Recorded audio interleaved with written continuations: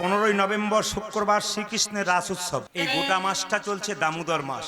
জোরে বলুন হ্যাঁ না না, জোরে বলবেন। আচ্ছা বাবা, কিছু মনে করবেন না। কীর্তন শুনছেন দামোদর মাসে। আমি আগেই বলেছি, যারা প্রকৃত ভক্ত এই মাসে হরিকথা ভাগবত কথা পেলে একবারে উঠবে না, চুপচাপ বসে থাকবে। কেন? এই মাসটা হচ্ছে ভগবানের মাস। এই মাসে কীর্তন শুনলে 12 মাসের সবচেয়ে বেশি লাভ, 1000 গুণ ফল লাভ, ডিসকাউন্টের মাস। সবাই তাকাবেন। দামোদর মাস কেন বলা হলো? দাম মানে দড়ি, উদর মানে পেট। ভগবানকে দড়ি দিয়ে পেটটা বেঁধেছিল। কে বেঁধেছিল? মা যশোদা বেঁধেছিল। বৈষ্ণবদের জন্য, ভক্তদের জন্য বছরে 4টে দিন কিন্তু জাগতে হয়। আপনাদের জানা আছে কিনা জানি না, শাস্ত্র বলেছে বৈষ্ণব এবং ভক্তের জন্য 365 দিনের মধ্যে 4টা রাত্রি ফুল জাগতে হয়। শাস্ত্র বলল যদি ফুল কেউ জাগতে না পারে, রাত্রি 12টা পর্যন্ত জাগতে হয়। কোন দিন গুনে নিন। একটা হচ্ছে জন্মাষ্টমীর দিন, যেদিন কৃষ্ণের জন্ম হলো। ভাগবত অনুযায়ী কৃষ্ণের জন্ম হয়েছিল রাত্রি 12টার সময়। আচ্ছা বলুন তো মায়েরা, যিনি জগতের পিতা, যিনি জগতের মালিক, তিনি যদি জেগে থাকেন, আমরা ঘুমিয়ে থাকতে পারি? তাহলে ভগবানের জন্ম হলো কখন? রাত্রি 12টার সময় কংসের কারাগারে। পিতা বসুদেবকে তিনি কি বললেন? বাবা, আমাকে নন্দালয়ে নিয়ে চলো। যখন নন্দালয়ে নিয়ে যাচ্ছে, যেতে যেতে সকাল হয়ে গেল। তারপর তো ওখানে গিয়ে জয় কানাইয়া লাল কি, হাতি ঘোড়া কা পালকি, আনন্দ হতে লাগলো। তাহলে ভগবান সারারাত্রি জেগে উঠলেন জন্মাষ্টমী দিনে। আমরা কখনো ঘুমোতে পারি? আপনারা বলুন। সেদিন ঘুমোতে নেই। যদি না পারেন তো 12টা পর্যন্ত থাকবেন। দ্বিতীয় রাত্রি কবে জাগবেন? যেটা আপনারা জেগেছেন ইতিমধ্যে, দীপাবলির দিন। কালী পুজোর সময় দীপাবলি হয় না? এই দীপাবলির দিন জাগতে হয় কেন শুনে নিন। এই যে আমরা চিৎকার করে বলছি যে দামোদর মাস, দামোদর মাস, মা তার ছেলেকে দড়ি দিয়ে বেঁধেছিল। কোন দিন বেঁধেছিল? বেঁধেছিল দীপাবলির দিন। খুব মাথায় রাখবেন। আচ্ছা বলুন তো মায়েরা, দীপাবলির দিনে ভগবান শ্রীকৃষ্ণকে মা যশোদা উদখল দিয়ে বেঁধেছিলেন। আচ্ছা বলুন, যাকে বেঁধে রাখা হয় তার কি কখনো ঘুম হয়? সারাদিন সারা রাত মা যশোদা গোপালকে বেঁধে রেখেছে। ভগবানের ঘুম নাই, আমাদেরও ঘুম থাকা উচিত নয়। তৃতীয় কোনটা বলুন তো? একাদশীর দিন। ব্রহ্মা বৈবর্ত পুরাণ, যারা বই পড়েন শুনে নিন, শাস্ত্রের প্রমাণ দিয়ে যায়। ব্রহ্মা বৈবর্ত পুরাণ বলছে বৃন্দাবনের ভান্ডির বনে কৃষ্ণের সঙ্গে রাধারানীর বিবাহ হয়েছিল একমাত্র একাদশীর দিনে। কি বললাম? বৃন্দাবনে ভান্ডির বনে ব্রহ্মা বৈবর্ত পুরাণ অনুযায়ী ভগবানের বিয়ে হয়েছিল কার সঙ্গে? রাধারানীর সঙ্গে। কাকে সাক্ষী রেখে? ব্রহ্মাকে সাক্ষী রেখে। আর কি না, আরেকটা বিয়ে হয়েছিল তুলসী দেবীর সঙ্গে, নারায়ণ শিলা রূপে ভগবানের বিয়ে হয়েছিল একাদশীর দিনে। সেদিন আমাদের জাগতে হয়। আর কোন দিন জাগতে হয়? রাস পূর্ণিমার দিন, যেটা হচ্ছে 15ই নভেম্বর শুক্রবার শ্রীকৃষ্ণের রাস উৎসব। সেই দিন কিন্তু জাগতে হয়। কেন জাগতে হয় মা? সেদিন ভগবান শ্রীকৃষ্ণ মহারাস করেছিলেন, ব্রজগোপীদের সঙ্গে রাসলীলা করেছেন। 12টি রস যখন একসঙ্গে মিলিত হয় তাকে বলা হয় রাস। আত্মা এবং পরমাত্মার মিলনের নাম হচ্ছে রাস। এই জন্য রাস পূর্ণিমার দিন সবাইকে জাগতে হয়। আপনি রাস পূর্ণিমা পালন করুন, আপনার জীবনে অনেক লাভ আছে। আমি আপনাদের বলবো, টাকা পয়সা যার নাই তিনি মন্দির তৈরি করার দরকার নাই, হৃদয় মন্দিরে ভগবানকে রাখো। আর একটা কথা বলে রাখি মায়েরা, এই দিয়ে তাকাবেন। মন্দিরে, এদিকে যার বাড়িতে মন্দির আছে ভালো, যার মন্দির নেই, একটা রুম ভগবানকে রাখবেন কোথায়? যে রুমে আপনি শুয়ে থাকেন সেই রুমে ছোট্ট একটা সিংহাসনের মধ্যে ভগবানকে রাখবেন। তবে হ্যাঁ, মাথায় রাখবেন, রাত্রিবেলায় শোবার সময় একটা পর্দা দিয়ে দেবেন ভগবানের। কথাগুলো খুব মাথায় রাখবেন। মুকুন্দ সরকার বাড়ি গেল, গোপীনাথের মন্দির তৈরি করলো। আপনারা বাড়ি তৈরি করবেন। আগামীতে দেখতে পাচ্ছি আপনাদের অনেকেরই বাড়ি আছে, অনেকের আবার ঝুপড়ি বাড়ি আছে। আমি অনেক কিছু ছাদ থেকে বসে বসে, অলোকবাবুর ছাদ থেকে বসে বসে আমি অনেকক্ষণ লক্ষ্য করছিলাম। পুষ্পবৃষ্টি আপনাদের দিয়ে দিয়েছে, সেটাও কিন্তু ভালো। কেন বলুন তো? বৃষ্টির জন্য অনেকে ভয়ে ভাবলো তাহলে আর জায়গা পাবো না, যাওয়ার দরকার নেই। মানে ভগবান বললেন যেটুকু জায়গা ওটা মেকআপ করে দেবো, কোনো চিন্তা নেই, পরের বারে যেথায় হবে হবে। তাকান আপনারা যখন যারা বাড়ি তৈরি করবেন খুব মাথায় রাখবেন, খনামা বলেছেন। অনেকে তো ইঞ্জিনিয়ারিং প্ল্যানে বাড়ি করেন, কিন্তু জেনে নিন খনা মায়ের কথাগুলো শুনুন। তিনি কি বললেন? দক্ষিণ দুয়ারি ঘরের রাজা, পূব দুয়ারি ঘরের প্রজা, উত্তর দুয়ারির খাজনা নাই, আর পশ্চিম দুয়ারির মুখে ছাই। আগামীতে যারা বাড়ি বানাবেন কথাগুলো শুনবেন ইউটিউবের মাধ্যমে, এখনও শুনে যান। বাড়ি তৈরি করতে গেলে খনার বচনে দেখে নেবেন, খনা যা বলে গেছে ব্যাস একবারে সিদ্ধ পুরুষ, সিদ্ধ মহেশ্বর নারীর মতো বলে গেছেন। কি বলে গেছেন? দক্ষিণ দুয়ারি ঘরের রাজা। বাড়ি তৈরি করতে গেলে দক্ষিণ দিকে দুয়ার করতে হয়, ঘরের রাজা। কিন্তু দক্ষিণ দিকে যে সুযোগ না হয়, পূব দুয়ারি ঘরের প্রজা, পূব দিকে করুন। যদি না পারেন তবে কি করবেন, উত্তর দুয়ারের খাজনা নাই, উত্তর দিকে দরজা করলে অভাব লেগেই থাকে। আমার কথা নয়, খনামায়ের কথা। আর কি বলল, যে পশ্চিম দুয়ারের মুখে ছাই, পশ্চিম দিকে দরজা হলে যত ঝড়ঝঞ্ঝা সব আপনার বাড়িতে ঢুকবে। আর কি বললেন মায়েরা, পিঁড়ে উঁচু, এই যে মেঝে খাল, তার দুঃখ চিরকাল। যার বাড়িতে দেখবে পিঁড়েটা উঁচু কিন্তু মেঝেটা খাল, তার দুঃখ চিরকাল। শুনে নিন, বাড়িতে মন্দির তৈরি করবেন, সবসময় মন্দির তৈরি করার জায়গা হলো বাড়ির ঈশান কোণ। কোথায় বললাম জোরে বলুন, আর একটু জোরে বলুন, ঈশান কোণ। এবার শোনা কোন ঈশান কোণটা কোথায়, উত্তর এবং পূর্ব কোণটাকে ঈশান কোণ বলা হয়।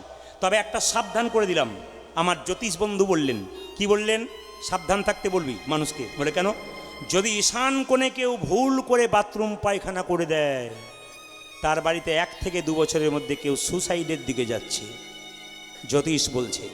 তাকান মায়েরা, যদি ঈশান কোণে বাথরুম কেউ করে ফেলেছেন, আর কোনো উপায় নেই, জায়গা নেই, জ্যোতিষ বললেন তাহলে একটা পথ আছে। বলে কি পথ আছে, তাকাবেন, যদি 1 বাটি লবণ দোকান থেকে কিনে আনবেন, যেটা ঈশান কোণ, যেখানে বাথরুম সেখানে রেখে দেবেন, 1 মাস পর পর চেঞ্জ করবেন, 50 গ্রাম কি 100 গ্রাম লবণ, আপনার বাড়িতে কোনো দুষ্ট প্রভাব আসবে না। এই দিকে তাকান, মৃত ব্যক্তির ছবি সবসময় দক্ষিণ দেওয়ালে থাকবে, উত্তর দিকে মুখ করে। মনে রাখবেন মায়েরা, বাড়িতে যখন শোবেন সবাই, জায়গাটি কি করতে হয়, এগুলো সব কিন্তু জ্যোতিষশাস্ত্রের কথা, এগুলো মেনে চললে সংসারের কিছু হয়। আমরা আজকাল মানি না, জানি না, শুনি না, যে যা খুশি তাই করছি। যদি তাই না হয় তবে নদিয়ার দুর্গা পুজোতে ফেসবুকের মাধ্যমে দেখুন, মা দুর্গাকে করাত দিয়ে কেটে কেটে হাতগুলো কাটছে, পাগুলো কাটছে, নদীর জলে ভাসাচ্ছে। হিন্দু সমাজের লজ্জা, অন্যান্য জাতি ছি ছি করছে। এই তোমাদের দুর্গা পূজা, পূজা করলেন বিসর্জনের সময় করাত দিয়ে কেটে কেটে তুমি নদীর মধ্যে ভাসিয়ে দিচ্ছ। কেমন মায়ের প্রতি তোমাদের প্রেম, মা চলে গেল এইভাবে। মায়েদের কাছে নিবেদন রইল, এইদিকে যে যেখানে বসে আছেন মন দিয়ে শুনবেন, আমাদের অধঃপতনটা আমরা নিজে নিজে ডেকে আনছি। আমরা যা খুশি নিজে ইচ্ছাতে করছি, কেউ কারোর মুখে লাগাম নেই, কিচ্ছু নেই, যে যেমন পারলে হলো। শুনে নিন মায়েরা, জ্যোতিষশাস্ত্র বলছে, কি বলছে, যখনই বাড়িতে শোবেন উত্তর দিকে মাথা করে শোবেন না। কেন, বাড়ির যদি কেউ মারা যায় উত্তর দিকে মাথা করা হয়। ছেড়ে দিন ও কথা, দক্ষিণ দিকে মাথা করবেন কেন, আমাদের পূর্বপুরুষ আত্মীয় স্বজন বাবা মা যারা মারা গেছেন, দক্ষিণ দুয়ারটা হচ্ছে জমের দুয়ার, ওইদিকে মাথা করে শুলে ওনাদের আশীর্বাদ পাওয়া যায় পূর্বপুরুষের, আর ওইদিকে পা করে শুলে ওনাদের অভিশাপ পাওয়া যায়। খুব মাথায় রাখবেন, চেষ্টা করবেন, যদি না হয় দক্ষিণ দিকে, তবে বলছে পূব দিকে মাথা করাটাও ভালো। পশ্চিম দিকে মাথা করে শুলে খনামা বলছেন আবার চিন্তা বৃদ্ধি হয়। তবে আবার বেদ কি বললো দেখুন, যারা বেদ পড়েছেন পড়ে দেখে নেবেন, পরিষ্কার করে বলা আছে। কি বলা আছে, বেদে বলা আছে যে যদি কেউ উত্তর দিকে মাথা করে প্রায় দিন শুয়ে থাকে, বহুদিন ধরে, দেখবেন তার শরীরে আস্তে আস্তে রোগের বাসা বৃদ্ধি হয়। এই জন্য এত সুন্দর সুন্দর মহামূল্যবান কথাগুলো আপনারা হৃদয়ে গেঁথে নিয়ে চলে যান। মুকুন্দ সরকার একটা গোপীনাথের মন্দির তৈরি করলো মা বাড়ির ঈশান কোণে। তাকান, পয়সা পাতি নেই, খড় দিয়ে বাঁশ দিয়ে কোনো রকম একটা ছোট্ট মন্দির করলো। সেই সময়কার বাংলার নবাব মুসলমান, তার নাম হোসেন শাহ, তার পেটের যন্ত্রণা হয়েছে, কেউ ভালো করতে পারছে না। একজন বলল, নবাব তোমার পেটের যন্ত্রণা ভালো হবে, একটা উপায় আছে। কি উপায়? যদি তুমি ফকির সেজে যেতে পারো তোমার পেটের যন্ত্রণা ভালো হতে পারে। এত বড় বাংলার নবাব ফকির সেজে আসছে, হোসেন ফকির নাম নিয়ে। এই যে আমি আসবার সময় জিজ্ঞেস করলাম হরিশপুর কোন দিকে, লোকেশন দিয়েছে, তাও জিজ্ঞেস করতে হচ্ছে। ও বলছে ওই দিকে চলে যান, প্যান্ডেল দেখতে পাবেন, মাইক বাজছে ওটা। মুকুন্দ সরকারের কাছে যখন নবাব হোসেন শাহ আসছে, বলছে হ্যাঁ গো, মুকুন্দের বাড়ি কোনটা? ওই যে গো মন্দিরের চূড়া, দেখবে কীর্তন হচ্ছে, দেখবে ওখানে প্রচুর লোক লাইন দিয়ে দাঁড়িয়ে আছে চিকিৎসার জন্য, ওটা মুকুন্দ কবিরাজের বাড়ি। মায়েরা সবাই লক্ষ্য করুন, মুকুন্দ সরকার তখন সকালবেলায় ঘুম থেকে উঠে গোপীনাথের চরণে পুষ্প দিচ্ছে আর ভজন করছে। আর নবাব গিয়ে বলল, বাহ, এত লোক লাইন দিয়ে দাঁড়িয়ে আছে, আমি পেছনে দাঁড়াবো? এই যে গো শুনছো? বলে কি, আমার খুব পেটে যন্ত্রণা, আমি বুড়ো মানুষ, এক কাজ করো, আমাকে একটু আগে জায়গা দাও তো। যেই না আগে গিয়ে মুকুন্দ সরকারকে দেখছে নবাব, মনে মনে ভাবছে, বা মুকুন্দ, এই জন্যই বোধহয় তোমার কৃপা হয় গো, সকালবেলায় ঘুম থেকে গোবিন্দকে স্মরণ করে কাজ করলে মানুষের কৃপা হয়। প্রত্যেকটি মাকে বলে যাব, বাসি কাপড়ে বাড়ির কাজ করবেন না। বাড়ির যদি মঙ্গল চান, বারবার বলে গেলাম, বাসি কাপড়ে, বিছানা কাপড়ে বাড়ির কোনো কাজ করবেন না। যদি বাড়ির মঙ্গল চান, দেখবেন আপনার প্রমাণ। যদি আপনার বাসি কাপড় না পরে ধোয়া কাপড় পরে কাজ করেন, দেখবেন আপনার কত লাভ আছে। শাস্ত্র বলে দিচ্ছে। মায়েরা সবাই লক্ষ্য করুন, যেই না নবাবের ভালো হয়ে গেছে মুকুন্দ সরকার ওষুধে, আপনি নবাব চিৎকার করে বলল, কবিরাজ মুকুন্দ। মুকুন্দ বলে উঠল, কার এত বড় সাহস যে আমার নাম ধরে রাখে? আমি হলাম সারা বাংলার নবাব হোসেন শাহ। নমস্কার নেবেন। নবাব আপনি? হ্যাঁ, তোমাকে পরীক্ষা করতে এসেছিলাম, তুমি কত বড় কবিরাজ। তোমাকে এখানে রাখবো না, তোমাকে মালদাতে গড়ে নিয়ে যাবো, চলো তুমি তৈরি হয়ে নাও। মুকুন্দ সরকার রাত্রিবেলায় মহাপ্রভু মন্দিরে কেঁদে কেঁদে বলছে, প্রভু তুমি তো জীবের দ্বারে হরি নাম দিতে বললে, গরিবের চিকিৎসা করতে বললে, তুমি মুসলমানের বাড়ি কেমন করে যেতে বললে, আমি কেমন করে যাব? মহাপ্রভু আকাশবাণী করে বললেন, মুকুন্দ, ঈশ্বর যা করে তা, জোরে বলবেন একসঙ্গে, ঈশ্বর যা করে তা। আমি আরো জোরে শুনতে চাই, ঈশ্বর যা করে তা। যিনি ঘুমাচ্ছেন তিনি বলুন, ঈশ্বর যা করে তা, ঈশ্বর যা করে তা। আচ্ছা বলুন তো মায়েরা, আপনার ছেলে যদি পরীক্ষায় ফার্স্ট হয়ে যায়নি, কেউ যদি বলে ঈশ্বর যা করে তা মঙ্গলের জন্য, কেমন কী বলেন? বাবারে তা যা বলেছেন। আর যে ছেলে যদি ফেল মেরে দেয়, গোল্লা পাই, ঈশ্বর যা করে তা মঙ্গলের জন্য করে বলে একবার দেখবেন কি হয়। কি বলবে? বাজে বকবেন না তো। মানে ভালো করলে ভালো, আর খারাপ হলে নিতাই গৌর হরি বল। মুকুন্দ সরকারে বলল, তুমি চলে যাও নবাবের বাড়ি। নবাব বলল, মুকুন্দ তুমি যাবে? বলে হ্যাঁ যাব। তবে নবাব তোমার বাড়ি যাবো, আমার 3টে শর্ত। তুমি মুসলমান হতে পারো, তোমার বাড়িতে গোপীনাথের মন্দির তৈরি করে দেবো, তোমার বাড়িতে গোপীনাথের সেবা করতে পারবো, করবে। গরিবের চিকিৎসা করতে পারবো, করবে। যাও চলো তুমি আমার সঙ্গে। মুসলমান সৎ ইমান নবাব হোসেন শাহ নিয়ে গেলেন মুকুন্দ সরকারকে, গোপীনাথের মন্দির তৈরি করে দিলেন। মুসলমানের বাড়িতে বসে মুকুন্দ সরকার কি করছে মা? এই দেখুন গোপীনাথের ভজন করছে। আপনারা যারা হরিবাসরে এসছেন, কারা কারা তিলক নিয়েছেন হাত তুলবেন।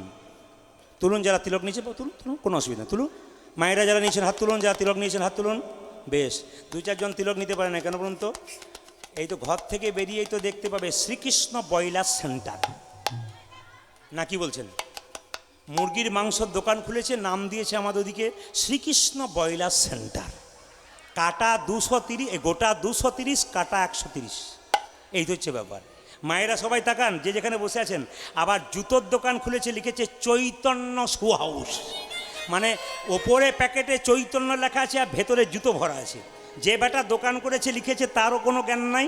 আর যে দেখবেন কিছু মনে করবেন না, নিয়ে যাচ্ছে জুতো দুলিয়ে, তারও জ্ঞান নাই যে প্যাকেটের ওপরে কী লেখা আছে। কত অধঃপতন দেখুন। দেখবেন মায়েরা, আপনারা ধূপকাঠির প্যাকেট কিনেছেন, তার মধ্যে রাধাকৃষ্ণের ছবি থাকে। একদিকে রাধাকৃষ্ণকে বাড়িতে খুব ধুমধাম করে পুজো করলেন, আর একদিকে রাধাকৃষ্ণকে নর্দমাতে ফেলে দিলেন। আপনার কিছু হলো, ব্যালেন্স কিন্তু 0 হয়ে গেল। এই জন্য যারা ধূপকাঠি তৈরি করে, ইউটিউবের মাধ্যমে তাদের বলতে চাই, আপনার রাধাকৃষ্ণের ছবি দেন, ভগবানের ছবি দেন, খুব ভালো করেন, কিন্তু আমরা তার মান্যতা রাখতে পারি না। তাই আদেশ করব আপনাদের বারবার নিবেদন করব, যেন ভগবানের ছবিও তো না দেওয়া হয়, আমরা মান রাখতে পারি না। তাকাবেন, বাড়িতে মন্দির তৈরি করেছেন, এই দিকে তাকান, রাধাকৃষ্ণের মূর্তি করেছেন, দরজার সামনে কি দিয়েছেন? রাধাকৃষ্ণের ছবি। তাকান, বৃষ্টি এলো, বর্ষা এলো, জল হলো, ঝড় হলো, কাদা ধুলো সব ভগবানের গায়ে লাগলো ছবিতে, দরজাতে। আপনি দিব্যি বাড়ির ভেতরে বসে রইলেন, ভগবান যত কাদা খাচ্ছে খাক।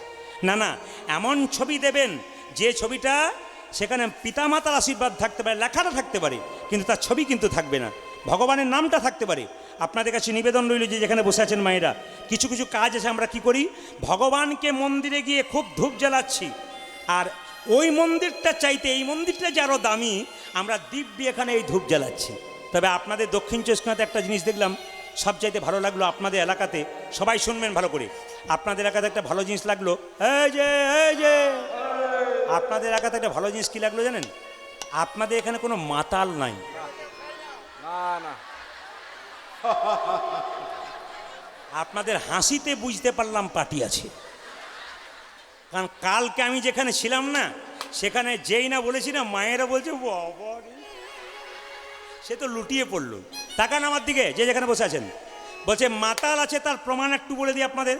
আপনারা মাতাল আছেন হরিনামের, আর আমি যখন এখানে ঢুকছিলাম না, গ্রামের নাম বলবো না, 2-1টা গ্রাম পেরিয়ে আমি যখন ঢুকছিলাম, তখন একজন আমার পোস্টার দেখে বলছে, আরে প্রদীপ বাবা।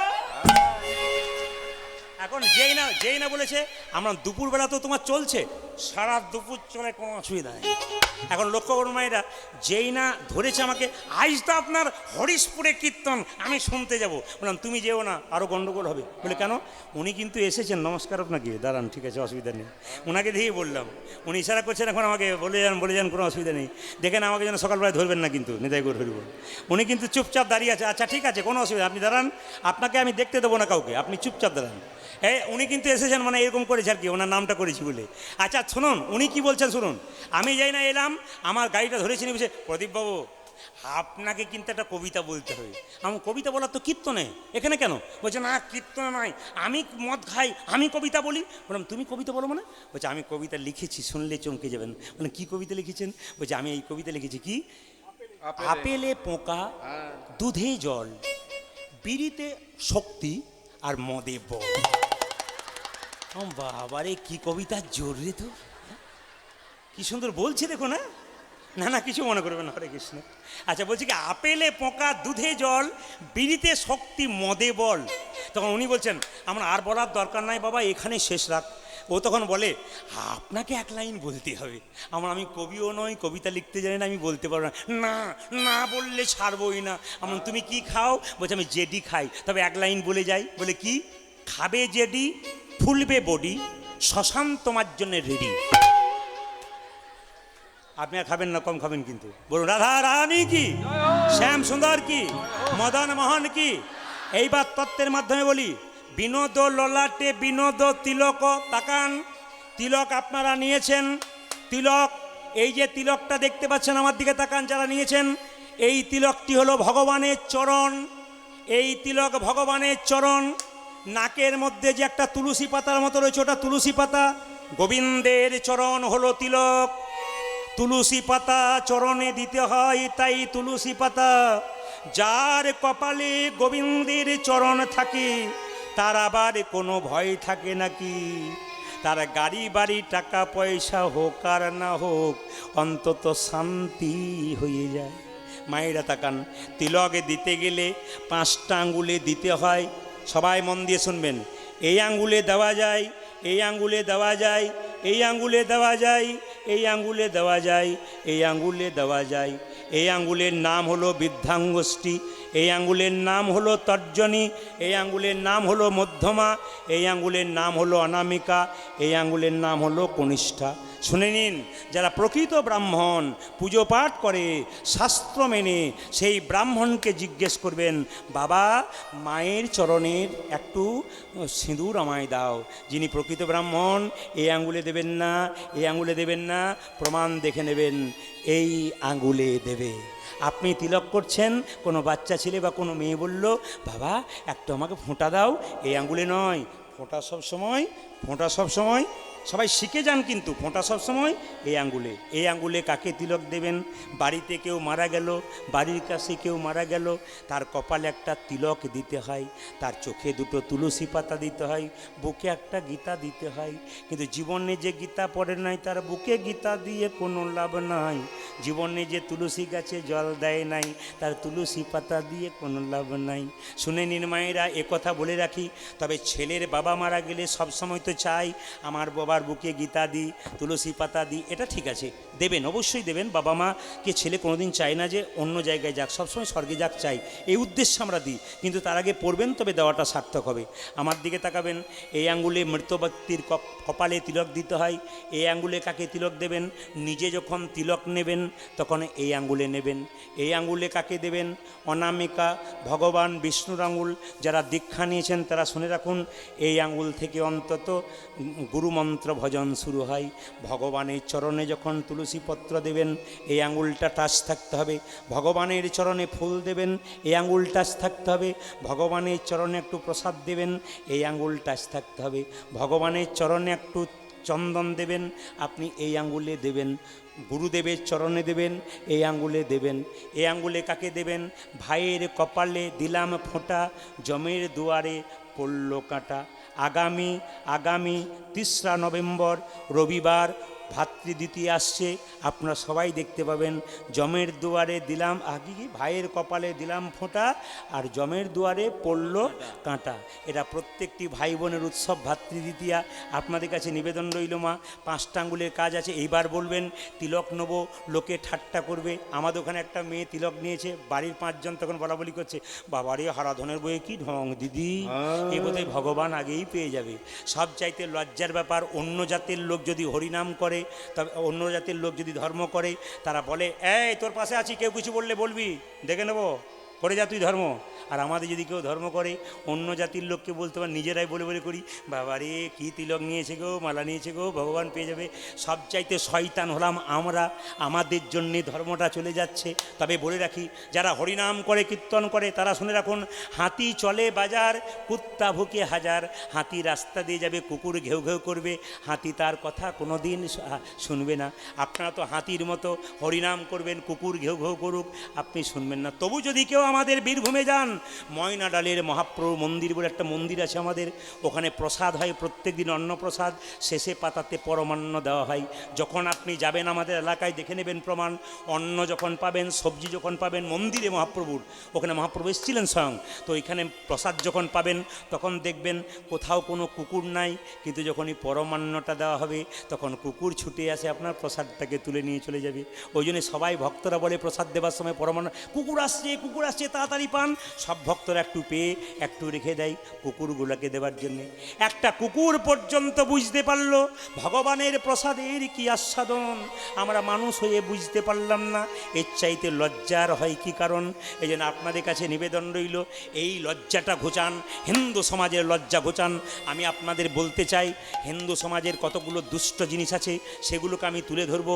কেউ যদি, কারো যদি বাবা মারা যায়, তাহলে কি বলে, শ্মশান যেতে পারি, এক পেটি দিবি তবে যাব, নইলে তোর যাব না।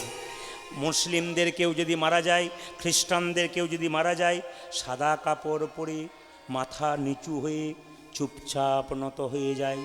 কিন্তু সবচাইতে লজ্জার ব্যাপার, অন্য জাতির লোকেরা ছি ছি করে, আমাদের কেউ মারা গেলে মাতলামি করতে করতে বাড়ি আসে। ধিক্ষার দেওয়া দরকার, আমার বাবা মরেছে, আমার বাবা মরার সময় তুমি আমার কাছ থেকে পেটি পেটি মদ খাবে, তোমার বাবা মরবে তখন আমি পেটি পেটি মদ খাবো। মদের খেলা চলছে।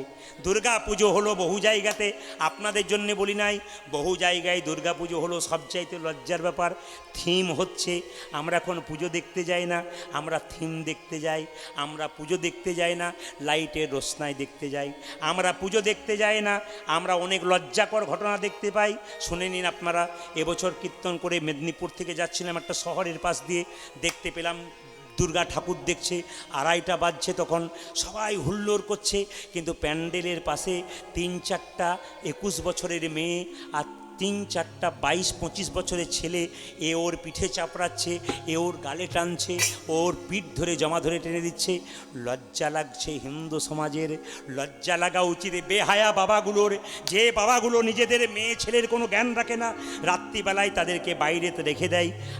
এই সমস্ত মেয়েরা সমাজকে নষ্ট করে দিচ্ছে। আমি আপনাদের সবাইকে বলবো, মেয়েদেরকে ভালো করে মানুষ করুন। যে কোনো পুজো অনুষ্ঠানে আপনার ছেলে মেয়েকে ভালো পোশাক দিন। এমন পোশাক দেবেন না, কাটা ফাটা পোশাক দেবেন না। হাসি নয়, পরে বুঝবেন, ওই ফাটা পোশাকে আপনার কপাল ফাটিয়ে দেবে। কি বলুন তো, এই দিয়ে তাকাবেন, ফাটা পোশাকে আপনার কপাল ফাটাবে। একটা ছোট্ট মেয়ে তার বাবার সঙ্গে বাজারে যাচ্ছে, কত বয়স, 5 বছর। বাপি বাপি কি, এইটুকু কাপড় নেবো, এইটুকু কাপড় নেবো, এইটুকু কাপড়, এইটুকু কাপড়। বাচ্চা মেয়ে, বাবা কিনে দিল, বলে বাহ, এইটুকু কাপড়, কোনো অসুবিধা নেই। বাবা কিনে দিল 5 বছরে, 6 বছরে, 7 বছরে, 10 বছরে। বাবাকে আর ডাকলো না, নিজেই গেল বাজারে কিনতে। তখন বাবাকে আর ডাকবে না, নিজেই কিনে আনবে কাটা কাটা খারাপ খারাপ পোশাক। সেই পোশাক পরে যখন রাস্তা দিয়ে পেরিয়ে যাবে, পুরুষের লোভী চোখ তাকে কিডন্যাপ করবে। আপনি প্রশাসনকে দায়ী দেবেন, আপনি সরকারকে দায়ী দেবেন। আপনি দায়ী দেবার আগে একটা কথা বলবো, মেয়ে যখন কিডন্যাপ হয়ে বাড়ি ফিরবে, মেয়ের গালে একটা চড় মারবেন। কেন, তুই কোথায় গিয়েছিলি? মেয়ের গালে চটটা মারবার আগে আপনার গালে চটটা মারবেন। আপনি আপনার মেয়েকে তৈরি করে পাঠিয়ে দিয়েছেন। এই ঘৃণার জায়গাটা যেন আমাদের সমাজে না থাকে। বারবার আবেদন করে গেলাম, এত নিচে নেমে গেছি আমরা, এত নিচু মন আমাদের হয়ে গেছে, এত নোংরামি শুরু করে দিয়েছি আমরা পূজা পাঠগুলোতে। বিসর্জন নাকি মদ খাওয়া হয় না, যে ছেলে বিসর্জনের সময় মদ খেয়ে বিসর্জন করবে, আপনাদের প্রত্যেকটি মাকে বলবো তাদের সঙ্গ ধরবেন না। কেন? আপনার ছোট্ট বাচ্চাটা আপনার সঙ্গে দেখছে, আমার বাবা নাচতে মদ খেয়ে খেয়ে নাচতে নাচতে যাচ্ছে, আপনার বাচ্চা আপনার বাবা ছেলের বাবাকে দেখে বাচ্চা নষ্ট হয়ে যাবে। আপনারা কেউ যাবেন না, যারা মদ খাবে তারা যাক, আপনাদের যাবার কোনো দরকার হবে না। বিশেষ করে আপনাদের বারবার বলবো, পূজা পাঠ অনুষ্ঠানগুলো মদ খাওয়ার জন্য নয়, পবিত্রতা রক্ষা করার জন্য। কে আসিস? আচ্ছা, কারো কাছে জল আছে? কারো কাছে জল আছে? জল জল জল, খাবার জল। যেই না একজন এসে বলছে, নবাব এই দেখো জল নাও, মুকুন্দ কবিরের চোখে জল দিয়েছে, মুকুন্দের জ্ঞান ফিরে গেল। দেখি তো আপনার কেমন কীর্তন শুনছেন, একসঙ্গে বলবেন। নবাব কি একটা ছেলে পাখা করছিল না একটা মেয়ে পাখা করছিল? জোরে বলুন। একটা ছেলে পাখা করছিল না মেয়ে পাখা করছিল? জোরে বলুন। যে বোঝে নাই সেজন্য বোঝে। কে বলুন? মেয়ে। মেয়ে। আচ্ছা, তালপাতার পাখা না প্লাস্টিকের পাখা? জোরে বলুন। ওতে কোকিলের পালক ছিল না কাকের পালক ছিল? একটু জোরে বলুন। মুকুন্দ সরকার জীবনে মিথ্যা কথা বলে না, আজ একটা বলছে। নবাব বলল, তুমি অজ্ঞান হয়ে গেলে কেন? মুকুন্দ বলে উঠল, নবাব আমি হিন্দু, তুমি মুসলমান, কৃষ্ণ অনুরাগের কথা তুমি কেমন করে জানবে? তোমার ওই ময়ূরের পালকের দিকে তাকিয়ে আমি অজ্ঞান হয়ে গেছিলাম। তবে শোনো নবাব, জীবনে কাউকে মিথ্যা কথা বলি না, আজ একটা বলবো। নবাব আমি আমি সারা বাংলার চিকিৎসা করে, আমার মৃগীর ব্যারাম আছে। চুপ করো। তোমার হয়তো জানা দরকার আছে, এই রাজ্যে একটা নিয়ম আছে, এখানে কি একটা মিথ্যা কথা বলে তার জিভটাকে মিটেনে ছেড়ে নিই। তবে তুমি যেহেতু আমার পেটের রোগ ভালো করেছো, আমি তোমাকে কিছু করলাম না। তোমার যদি মৃগী রোগ থাকবে, তুমি যখন অজ্ঞান হয়ে গেছিলে কৃষ্ণ বলে কাঁদছিলে কেন? তোমার যদি মৃগী রোগ হয়েছিল, তুমি যখন কাঁদছিলে তোমার চোখ থেকে জল পড়ছিল কেন? মুকুন্দ বলে উঠল, নবাব আমার অপরাধ হয়ে গেছে। অপরাধ তোমার হয়নি, অপরাধ আমার হয়েছে। তোমার মতো কৃষ্ণ ভক্ত আমি গোলাম মনে করেছিলাম। এই জগতে যারা কৃষ্ণ ভক্ত হয়, কারো গোলাম হয় না, একমাত্র ভগবানের দাস হয়। ভক্তমণ্ডলী, ভক্তিমতী মায়েরা, এইদিকে এইদিকে এইদিকে, যারা এতক্ষণ ধরে এখানে বসে আসন নিয়েছেন, বাচ্চার দিকে নজর রাখবেন, নিজেকে এই দিকে রাখবেন। স্বামী স্ত্রীর সম্পর্ক হলো, আস্তে আস্তে, স্বামী স্ত্রীর সম্পর্ক হলো চোখ এবং হাতের মতো। হীরার মতো মূল্যবান কথাগুলো নিয়ে যাবেন আপনারা। স্বামী স্ত্রীর সম্পর্ক হলো চোখ আর হাতের মতো। তাকান, চোখ থেকে জল পড়বে, হাত ব্যথা পেলে চোখ কাঁদবে, আর চোখ কাঁদলে হাত তার জল মুছিয়ে দেবে। স্বামী যদি দুঃখী হয়, আপনাকেও দুঃখী হতে হবে গো। আর স্বামী যদি সুখী হয়, আপনাকেও সুখী হতে হবে। এই সংসার নদী পার হতে গেলে স্বামী স্ত্রী দুজনকে সমান থাকতে হবে। কি সুখে কি দুঃখে একবারও বলো না, পাশের বাড়ির অমুকজন তার স্ত্রীকে শাড়ি দিচ্ছে, তুমি পাচ্ছ না? বলো না গো। যদি সতী নারী হও, তবে সবাই মিলে শোনো। এই যে যে যেখানে বসে আছেন, আমি বারবার নিবেদন রাখবো আপনাদেরকে। একজন মহারাজজি বলছিলেন, উত্তরপ্রদেশের ঘটনা। একটা মেয়ে তার স্বামীকে বলল, স্বামী তোমার ব্যবসার টাকা নেই? না, আমার বাবা যে গয়নাগুলো দিয়েছে আমি দিয়ে দিলাম। মেয়েরা দেখবেন সবচেয়ে বেশি পছন্দ করে তাদের গয়নাকে, এই গহনা কেউ দিতে চায় না। কিন্তু মেয়েটি স্বামীকে বলল, যদি জীবনে সন্তান সন্ততি হয়েছে, মানুষ করতে গেলে আমাদের তো সন্তান হবে, হয় নাই, এই দেখো তোমাকে গহনা দিয়ে দিলাম। সেই গহনা বিক্রি করে, এইদিকে এইদিকে এইদিকে এইদিকে এইদিকে, যদি গহনা বিক্রি করে স্বামী ব্যবসা করলো, ব্যবসা বিরাট হয়ে গেল। মা, যখন কারো ব্যবসা বিরাট হয় তখন স্ত্রীকে সময় দিতে, জোরে বলুন, পারে না। স্ত্রীকে সময় দিতে পারে না, প্রচুর লোক রাখলো, একটা পার্সোনাল অ্যাসিস্ট্যান্ট পিয়ে রাখলো একটা মেয়েকে কম বয়সে।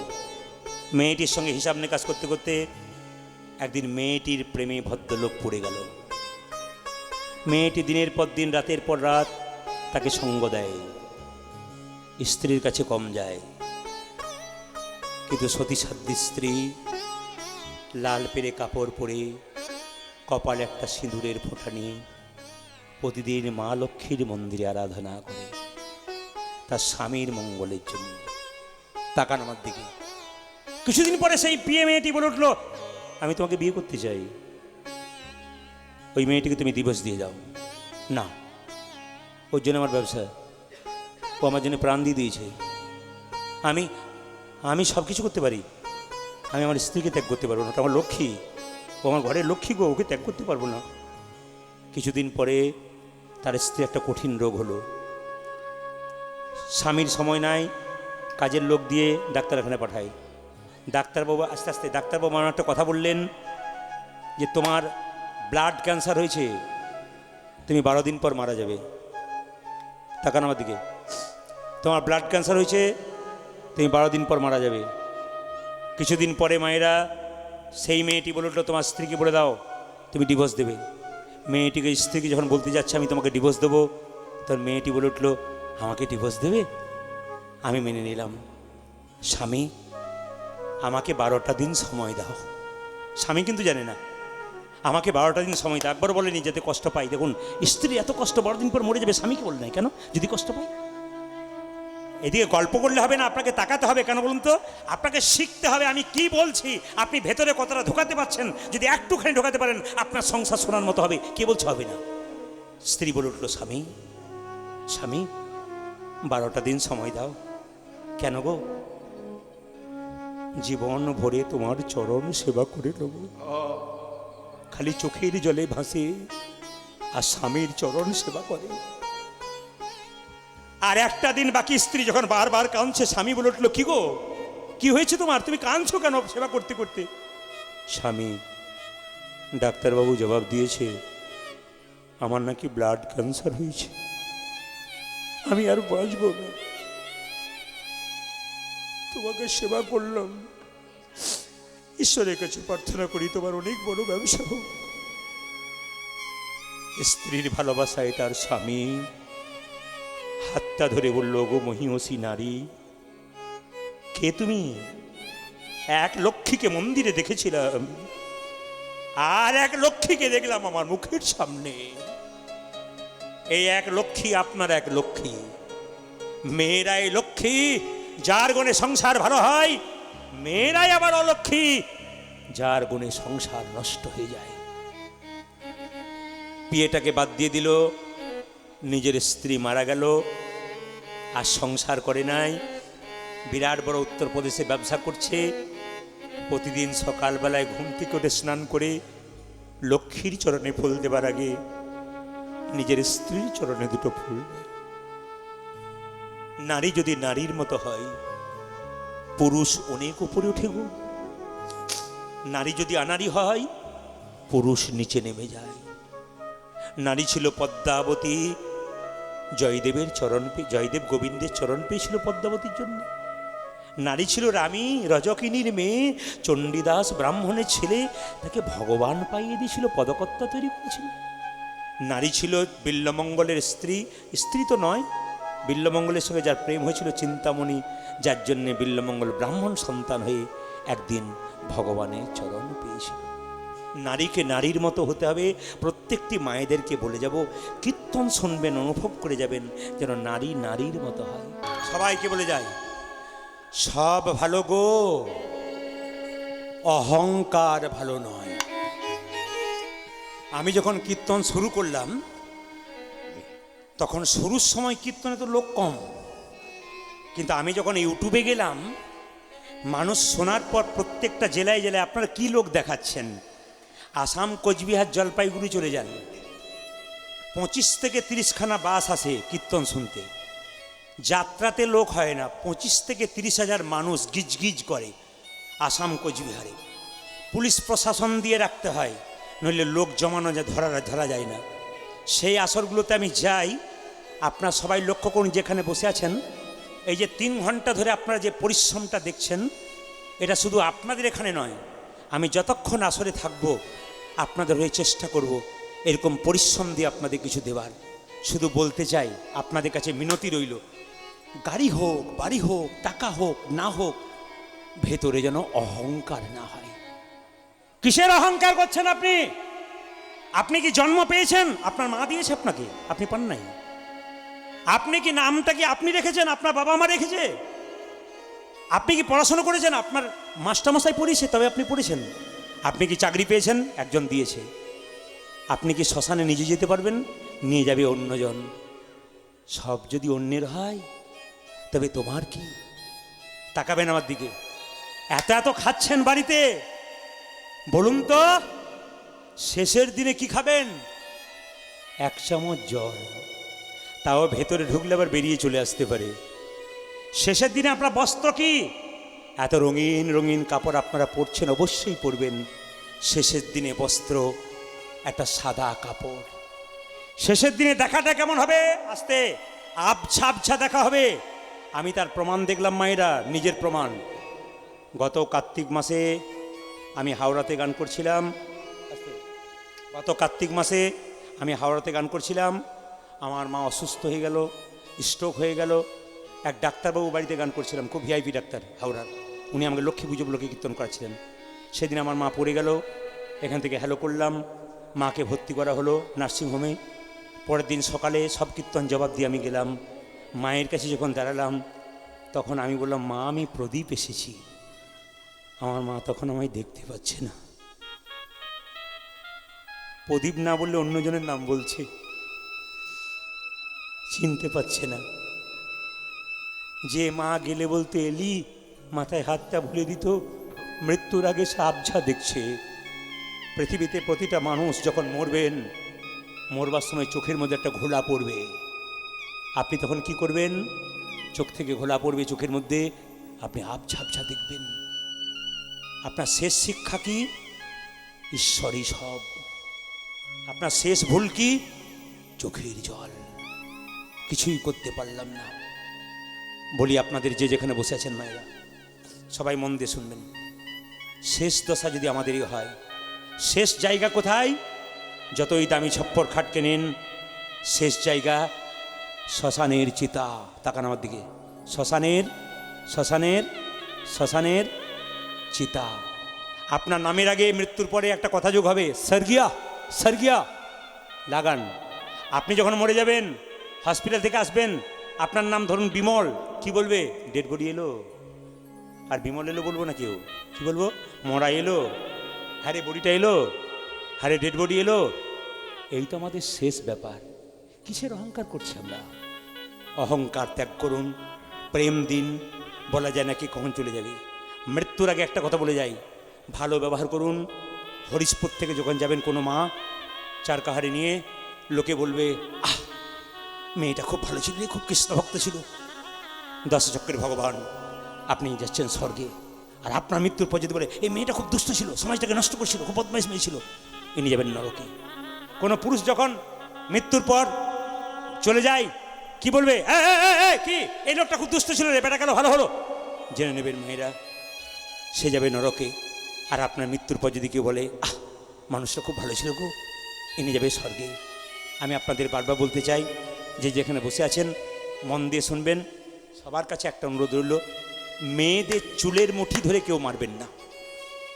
এখানে যত পুরুষ মানুষ আছেন, আমি হেঁকে ডেকে বলে গেলাম, আপনারা রাস্তায় দেখবেন, বাড়িতে দেখবেন, কোনো পুরুষ যদি তার স্ত্রীর চুলের মুঠি ধরে মারধর করছে, ওই পুরুষ জীবনে বড় হতে পারবে না। এই স্টেজে দাঁড়িয়ে বলে গেলাম, জীবনে বড় হতে পারবে না, ধ্বংস হবে, তার অভিশাপ প্রাপ্ত হবে। কেন? শাস্ত্রের প্রমাণ দেব। কে করেছিল? কে করেছিল? সীতার চুলের মুঠি ধরেছিল রাবণ, শেষ হয়ে গেছিল মা। দ্রৌপদীর চুলের মুঠি ধরেছিল কে? এদিকে এদিকে কে? দুঃশাসন, শেষ হয়ে গেছিল। কংস মহারাজ নিজ বোন দৈবকীর চুলের মুঠি ধরেছিল, শেষ হয়ে গেছিল। তাই মায়েরা হলো লক্ষ্মী প্রতিমার মতো। আমি আপনাদের সবাইকে বলে গেলাম, মায়েদেরকে যদি যতন করে সম্মান দিয়ে সংসারে রাখা হয়, যে মা যে মেয়ে সংসারে সবসময় হাসি মুখে থাকে, তার সংসার দিনের পর ফুলে ফেপে ওঠে। ওই জন্য প্রত্যেকটি পুরুষের কাছে নিবেদন রইল, আমার মাগুলোকে ভালো রাখুন। যত এদেরকে ভালো রাখবেন, আনন্দে হাসিতে, দেখবেন তত আপনার সংসার ভালো থাকবে। আপনাদের একটা দায়িত্ব আছে, ওনাদের অভাব অনটন অভিযোগ এগুলো আপনাদের মানতে হবে। তাই আসুন আপনারা, মুকুন্দ সরকার যখন বাড়ি এলো, তার স্ত্রীর শরীরে একটা কঠিন রোগ হয়ে গেল। কেন? মুকুন্দের অহংকার হয়ে গেল, আমি সব চাইতে বাংলার বড় কবিরাজ। এই যে কি হয়েছে তোমার? এ কি আমার হলো গো স্বামী, কি আমার হলো গো? আপনাদের একটা কথা বলতে চাই, কীর্তন চলছে, চলবে। আপনাদের কাছে নিবেদন রইল, বিনীত নিবেদন, আমার কমিটি ভাইগুলো ছেলেগুলো আপনাদের সামনে একটু হাত পাতবে। আপনারা কীর্তনের শেষে আমাকে 1 টাকা দেবার দরকার হবে না। আপনারা প্রণাম করতে এসে আমাকে 1 টাকাও দেবেন না, বারবার বললাম। ওই টাকাটা ওনাদেরকে দিন, ওনারা আরও অনেক কিছু করে দেখাতে পারে। এই হরিশপুরের ছেলেগুলোকে যেভাবে দেখলাম, এত সুন্দর মাস্টারমশাইয়ের বাচনভঙ্গি, এত সুন্দর বলছেন সারাদিন ধরে, মুখ ধরছে না, একই রকম তিনি বলে যাচ্ছেন, সুন্দর সুন্দর সাবলীল ভাষায় বলছেন, এত সুন্দর গলার ভলিউম, এত সুন্দর সুন্দর দারুণ, এত সুন্দর তিনি দিয়েছেন। আমি ধন্যবাদ জানাই। আর আমি ধন্যবাদ জানাই যার বাড়িতে আমি সেবা করলাম, দারুণ সেবা করেছে। যার বাড়িতে আমি বাসা নিয়েছি, দারুণ করেছে। কমিটি অন্যান্য ছেলেরা যারা আছে, খুব ভক্ত মানুষ, খুব ভালো ছেলে। আপনারা, আপনাদের কাছে যাবে ওনারা, আপনারা যেমন পারবেন যথোপযুক্ত ওনাদের হাতে তুলে দিন, আর এই কীর্তনটা শুনতে থাকুন। কিন্তু হ্যাঁ, আপনারা পয়সা বের করে রাখুন, টাকা বের করে রাখুন, কিন্তু দিয়ে দিন চুপচাপ, কিন্তু কান এখানে রাখবেন। স্বামী, সবাই রাধারানী কি, জোরে বল, রাধারানী কি, শ্যাম সুন্দর কি, মদন মোহন কি। আমার ভাইগুলো 2-4 জন যাবে, বেশি নয়, 2-4 জন যাবে। আপনার টুকটুক টুকটুক করে দেবেন। আমি বারবার বললাম, কীর্তনের শেষে আমাকে কেউ প্রণাম করতেছে 1 টাকাও দেবেন না, এই কথা আমি বারবার বলে গেলাম। হ্যাঁ, আপনারা কিন্তু ওনাদেরকে দিন, যত পারবেন আপনারা দিন। কেন বলুন তো? আপনার যতটা দেবেন সেটা কিন্তু আপনার তোলা রইল, কেউ কম দেওয়ার চেষ্টা করবেন না, একটু মন ভরে দিয়ে দিন, দেখবেন কত কি হয়। সবাই মিলে এই দিয়ে দেখান, এ কি আমার হলো গো, এ কি আমার হলো গো? ভাইরা, মুকুন্দ সরকার তার স্ত্রীকে বললো, কই দেখি দেখি দেখি কি হয়েছে তোমার? আমি এত বড় বাংলার কবিরাজ, দেখি তোমার চোখ দেখি, দেখি তোমার হাত দেখি, দেখি তোমার পা দেখি। যে না হাত পা চোখ দেখে যে ধরতে পারলো না রোগটা, চিৎকার করে বললো মহাপ্রভু মন্দিরে, প্রভু বলে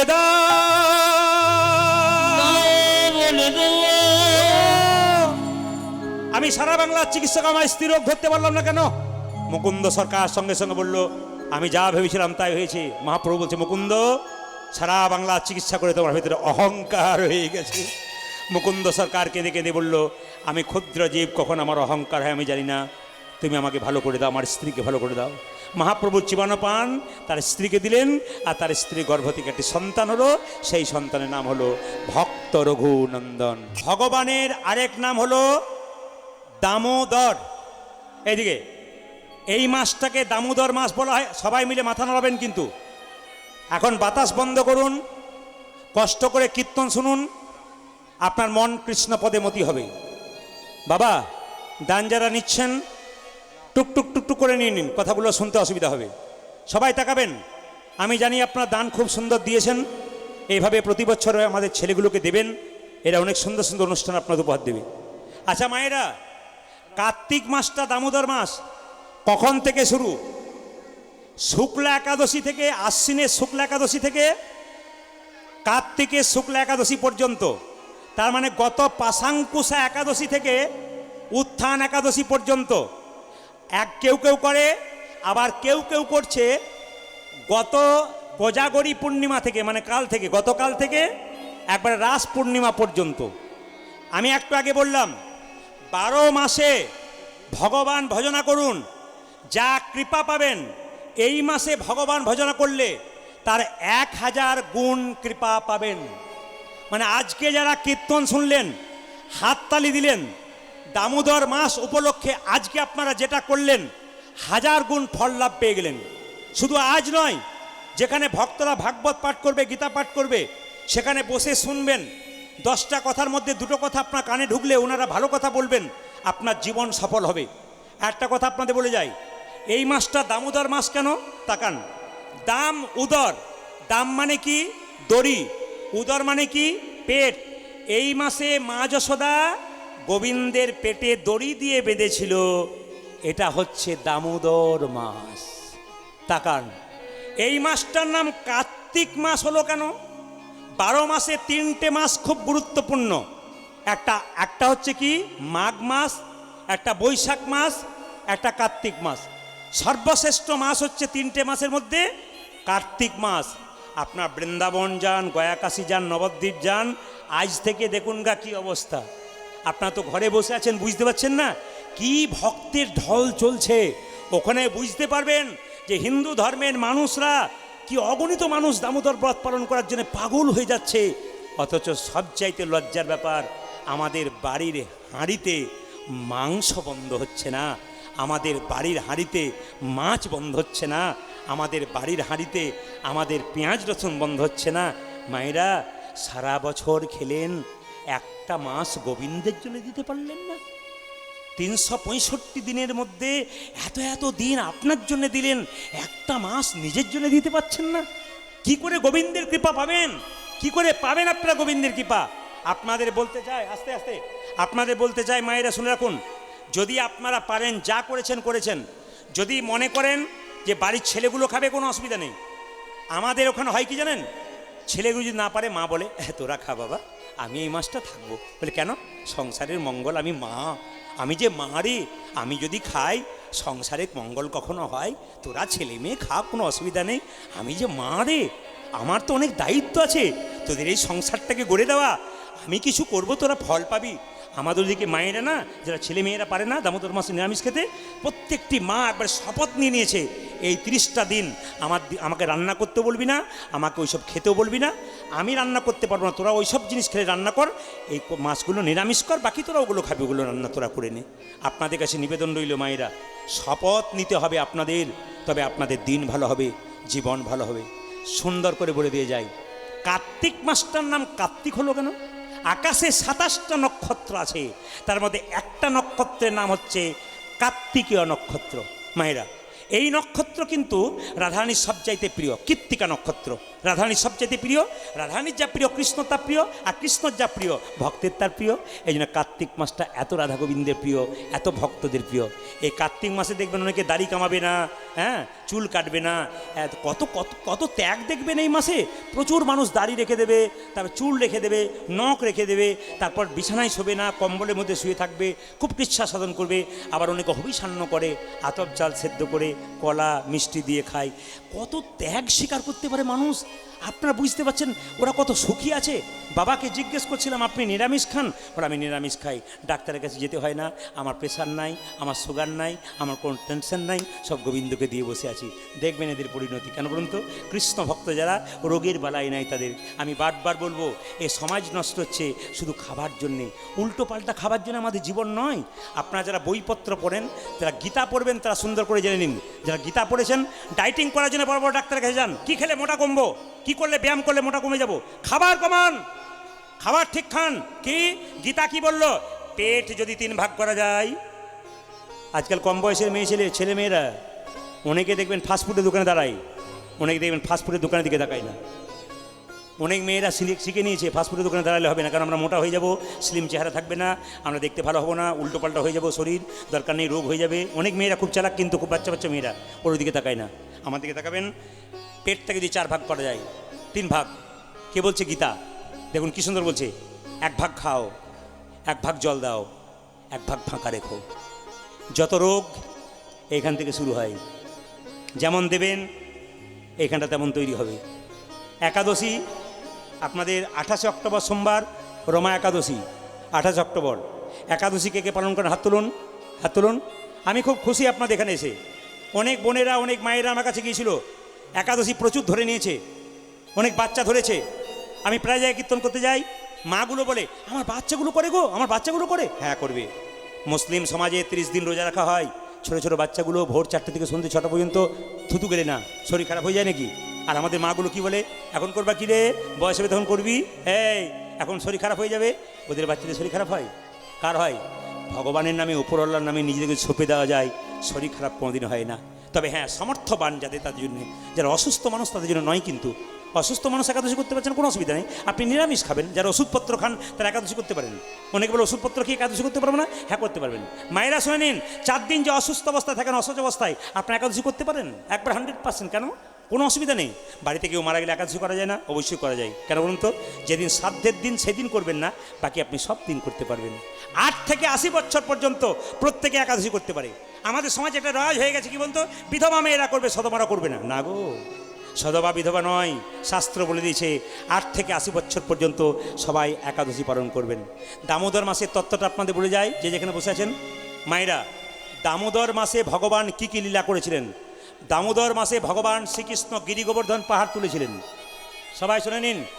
এই মাসটা এইদিকে এই মাসটা কত গুরুত্বপূর্ণ দেখুন। এই মাসে ভগবান গিরি গোবর্ধন তুলেছিলেন। এই মাসে দীপাবলি হয়। আচ্ছা, এতদিন ধরে কীর্তন শুনছেন, একজন হাত তুলে বলুন তো এই প্রশ্নের উত্তর কি। ভগবান শ্রীকৃষ্ণকে কার্তিক মাসের কোন দিন মা যশোদা পেটে দড়ি বেঁধেছিল বলুন আপনারা? এতদিন ধরে কীর্তন শুনছেন, বলুন কোন দিন বেঁধেছিল? আপনাদের জানতে হবে, কার্তিক মাসের দীপাবলির দিনে। দীপাবলির দিনে মা যশোদা তার ছেলের পেটে কি করেছিল? মা দড়ি বেঁধেছিল। রাধাকুণ্ড শ্যামকুণ্ডের জন্ম হলো এই কার্তিক মাসে। আপনাদের সামনে নিবেদন রইল, কার্তিক মাসে কয়েকটা নিয়ম করুন। সবার সামনে নিবেদন রইল, রাত্রি জাগরণ, হরিভক্তি বিলাস পড়ুন। যারা বইপত্র পড়েন পরিষ্কার করে লেখা আছে রাত্রি জাগরণ। রাত্রি জাগরণ মানে সারা রাত্রি তা নয়, সূর্য উদয় হবার 1 ঘন্টা 36 মিনিট এটাকে ব্রহ্ম মুহূর্ত বলা হয়। ব্রহ্ম মুহূর্ত কতক্ষণ থাকে? 48 মিনিট থাকে। এই ব্রহ্ম মুহূর্তে ঘুম থেকে উঠে আপনি চেষ্টা করবেন স্নান করার। যদিও গরম জলে উচিত নয়, অসুস্থ ব্যক্তিরা যারা স্নান করতে চান, শরীরে গণ্ডগোল থাকে, তারা গরম জলেও স্নান করবেন। স্নান করার পর আপনার কাজ কি মা? স্নান করার পর আপনি ভগবানকে দীপ দেখাবেন, ভগবানের মঙ্গল আরতি করবেন। সবাই শুনে নিন, যদি মাটির প্রদীপ দেখাতে পারেন এই মাসে সবচাইতে মঙ্গল। বাজার থেকে মাটির প্রদীপ অনেকগুলো কিনে রাখুন, বাড়িতে ভগবানকে দীপ দেখান। সবার কাছে নিবেদন রইল, দেখবেন যেখানে ইস্কন মন্দির আছে ওরা কত ভালো কাজ করে এই সময় জানেন। ওরা এই সময় কিন্তু আপনাদেরকে যদি দীপ না পান আপনারা কোথাও, ওরা 10টা 20টা করে প্রতিদিন দীপ দেয়। যাও নিয়ে চলে যাও, মাটির প্রদীপ দেয় কেন?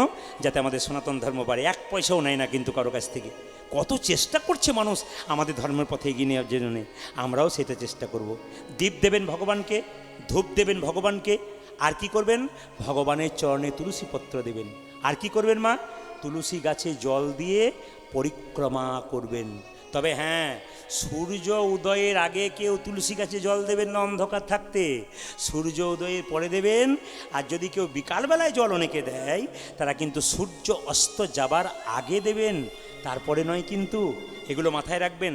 যদি ভগবানকে সোনা পড়াতে চান, আপনার সোনা দানার পয়সা না থাকে, হরিভক্তি বিলাস পরিষ্কার করে বলে দিল যে এক কাজ করো, তুলসী গাছের যে মঞ্জুরিটা আছে ওই মঞ্জুরি দিয়ে একটা সুতো দিয়ে মালা তৈরি করে গোবিন্দের গলায় পরাও।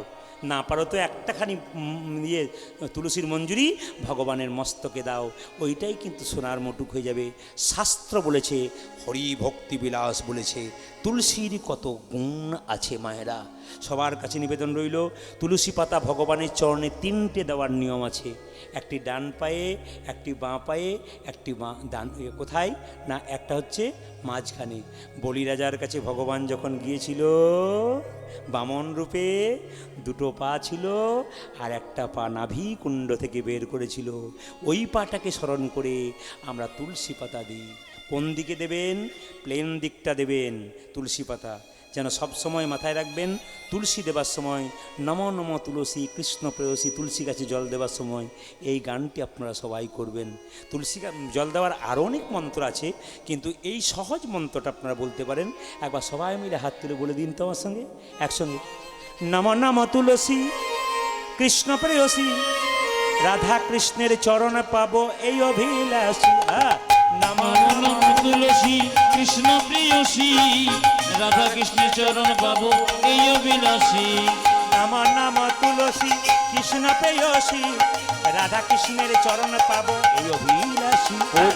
নম নম তুলসী কৃষ্ণ প্রেয়সী, রাধা কৃষ্ণের চরণ পাবো এই অভিলাষী। যে তোমার নাম লই মনোবাঞ্ছা পূর্ণ হয়, যে তোমার নামে লয়ে মনোবাঞ্ছা পূর্ণ হয়, যে তোমার নাম লই মনোবাঞ্ছা পূর্ণ হয়, যে তোমার নামে লই মনোবাঞ্ছা পূর্ণ হয়। কৃপা করে কর মোরে বৃন্দাবনবাসী। ওগো যে তোমার নামে লয়ে মনোবাঞ্ছা পূর্ণ হয়, কৃপা করে করো মোরে বৃন্দাবনবাসী। নম নম তুলসী কৃষ্ণ প্রেয়সী, রাধা কৃষ্ণের চরণ গাবো এই অভিলাষী বোঝাতে নমন মতলবী কৃষ্ণ প্রিয়তি রাধা কৃষ্ণ চরণ পাবো যে অভিলাষী। সবাই হাত তুলুন। আচ্ছা, ফাঁকে একটা কথা বলি, একজন আমাকে বলেছিলেন ধনতেরাস সম্পর্কে কিছু বলে দিন, আমি আপনাদের বলে দিয়ে যাই। ধনতেরাসের কথা মন দিয়ে শুনবেন। ধনতেরাস জানেন তো? জোরে বলুন হ্যাঁ না না, জানেন তো? এবছর পড়েছে কোন তারিখে? 29শে অক্টোবর। সবাই লক্ষ্য করবেন। ধনতেরাস মানে কি? ধনতেরাসের এক নাম ধনত্রয়োদশী, মা লক্ষ্মীর আবির্ভাব, মা লক্ষ্মীর পুজো হয় এই দিন। কি করা হয় এই দিন? সবচাইতে ভালো, ধন মানে সম্পদ, আর ধন মানে সম্পদ, আর তেরাস মানে 13 দিন, এটা বোঝা যায়। ধন, যেদিন আপনার ধনতেরাস হবে সেদিন সবচাইতে ভালো, যদি সক্ষমতা থাকে আপনার, তবে সোনা আর রূপা কেনা সবচাইতে ভালো, যদি আপনার ক্ষমতা থাকে। তাহলে বলবেন ক্ষমতা নেই, কী করব? আপনার রান্নাঘরের বাসনপত্র কিনতে পারেন, কোনো তামার পত্র কিনতে পারেন। দাদা ভাইয়েরা যদি কোনো মেশিনের কাজ করেন, মেশিনের পার্টস সেদিন কিনতে পারেন, খুব মঙ্গল। হ্যাঁ, আপনার প্রশ্ন করবেন তাহলে আমরা কিছুই কিনতে পারবো না, আমাদের পয়সা নেই, তাই কি লক্ষ্মী থাকবে না? একবারে থাকবে। কয়েকটা কম পয়সার কাজ বলে দিলাম, শুনে নিন সবাই। 3টে জিনিস বাড়িতে কিনলে ধনতেরাসের দিনে আপনার মঙ্গল হতে পারে। কি কি বলুন তো? সবাই লক্ষ্য করবেন কি কি। প্রথম হচ্ছে, ধনতেরাসের দিনে মা লক্ষ্মী যার বাড়িতে থাকে, দেখবেন যে বাড়ি খুব নোংরা, অপরিচ্ছন্ন, নোংরা, যে দেখবেন কাপড় পরে খুব নোংরা, ময়লা, ভগবান তার বাড়ি যায় না, মা লক্ষ্মী তার বাড়িতে যায় না। দেখবেন মায়েরা, যদি কোনো মানুষের প্রচুর সম্পত্তি হয়, ঘর বাড়ি খুব নোংরা হয়, ও কিছুদিন থাকে, তারপর হরি বলবো হয়ে যায়। যত বাড়ি পরিচ্ছন্ন রাখবেন, যত পরিষ্কার রাখবেন, তত ভালো। মঙ্গলবার দিন 1 বালতি জলে কর্পূর নিয়ে গোটা বাড়িটাকে ধুয়ে মুছে পরিষ্কার করবেন। অলক্ষ্মীর বাস কোথায়? অন্ধকার জায়গায়। যেখানে বাড়ি রাখবেন অন্ধকার জায়গা, ওখানে অলক্ষ্মীর বাস কোথায়? ছপ্পর কাঠের নিচে, হ্যাঁ, অন্ধকার জায়গাগুলোতে। সব জায়গাগুলো আপনি কি করবেন? মঙ্গলবার দিন একটু কর্পূর দিয়ে পরিষ্কার করবেন। আর বৃহস্পতিবার দিন, প্রতি বৃহস্পতিবার বাড়িতে একটু লবণ দিয়ে, জলের মধ্যে লবণ দিয়ে বাড়িটা মুছে দেবেন। প্রতি বৃহস্পতিবার গোটা বাড়ি মোছার নিয়ম হচ্ছে লবণ দেওয়া। তারপর আপনি যা কিনতে পারছেন বাজারে সেগুলো করবেন বাকি দিনে। কিন্তু এই দুটো জিনিস আপনারা করবেন, জ্যোতিষশাস্ত্র বলে দিয়েছে। তাই বারবার আপনাদের নিবেদন রইল মায়েরা, যে যেখানে বসে আছেন, আপনি পরিচ্ছন্ন বাড়ি রাখার জন্যে ধনতেরাসের দিনে ঝাড়ু কিনতে হয়। বিখ্যাত বিখ্যাত জ্যোতিষের কথা শুনবেন, দেখবেন বলছে ঝাড়ু কিনতে হয়। যদি 2টো কেনেন তো ভালো, না কিনলে 1টো কিনবেন। কিন্তু ঝাড়ুটা যেদিন কিনবেন ধনতেরাসের দিনে, সেদিন ব্যবহার করতে পারবেন না, পরের দিন আপনি ব্যবহার করবেন, প্রথম দিন নয়। এটা মাথায় রাখবেন। ঝাড়ু যখন বাড়িতে রাখবেন, কেউ যেন দেখতে না পায়। ঝাড়ু সবসময় বাড়ির আড়ালে রাখতে হয়, বাড়িতে কেউ গেলে ঝাড়ু যেন দেখতে না পায়। 2, আপনার বাড়িতে একটা কাজ করবেন। কি করবেন? ধনতেরাসের দিনে সবচাইতে ভালো কাজ হচ্ছে, আপনার বাড়িতে আপনি সবসময় মাথায় রাখবেন যে ধনতেরাসের দিনে আপনি বাড়িকে পরিচ্ছন্ন রাখার সাথে সাথে আপনার বাড়িতে একটু লবণ কিনবেন। আমি একটু আগে বললাম লবণ দিয়ে ঘর পরিষ্কার করতে হয়, লবণ কিনবেন। আর যদি না পারেন, তবে এক কাজ করবেন মায়েরা, সেদিন মা লক্ষ্মীর আরাধনা করবেন, মা লক্ষ্মীর পুজো করবেন, মায়ের কাছে একটু সবাই মিলে আরাধনা করবেন। আর মা লক্ষ্মী যখন সমুদ্র মন্থনের সময় উঠেছিল, তখন তার সঙ্গে কড়ি উঠেছিল, কড়ি। ওই দিন যদি আপনার সাদা কড়ি দোকান থেকে কিনে 4টা কি 5টা মা লক্ষ্মীর চরণে দিতে পারেন ধনতেরাসের দিনে, তাহলে কিন্তু জ্যোতিষশাস্ত্র বলছে অনেক অনেক মঙ্গল হয়। আপনার সংসারে মঙ্গলের জন্য এই ধনতেরাস 29 অক্টোবর পালন করুন, 6টা 22 থেকে 8টা 5 পর্যন্ত। হ্যাঁ, আপনারা সবাই মিলে পালন করুন ধনতেরাসের সময়। সবার কাছে নিবেদন রইল, যে যেখানে বসে আছেন আসুন, আপনারা সবাই মিলে চলুন। আমরা রঘুনন্দন যখন জন্ম নিল, মুকুন্দ সরকার গোপীনাথকে সেবা করাচ্ছে আর কীর্তন গান গাইছে। সবাই এবার প্রসাদ দেওয়া হবে, সবাই একবার বসুন, মন দিয়ে শুনুন, সবাই দর্শন করুন। রঘুনন্দনের বয়স 5 বছর হলো, বাবা পুজো করছে, রঘু দেখছে। বাবা কি পুজো করছে? গোপীনাথের পুজো করছে। মা মা অন্তরা মন্দিরে মন্দিরে জাগো জাগো জগো মদন কৃষ্ণ গোপাল গোপাল রে, মদন কৃষ্ণ গোপাল। মম অন্তর মন্দিরে জাগো জাগো মদন কৃষ্ণ গোপাল গোপাল মদন সবাই কৃষ্ণ মিলে মায়েরা, আমি বারবার বলবো, আপনার মন দিয়ে শুনে যাবেন। এই জায়গাটি দারুণ জায়গা। মা মা অন্তরা মন্দিরে জাগো জাগো মদন কৃষ্ণ গোপাল গোপাল রে, মদন কৃষ্ণ গোপাল। অন্তর মন্দিরে জাগো জাগো মদন কৃষ্ণ গোপাল গোপাল মদন মদনকে নবপাল। লয়ে রাধা বামে এসব রাজা ধামে, লয়ে রাধা রাধাভাবে এসব রজভাবে লয়ে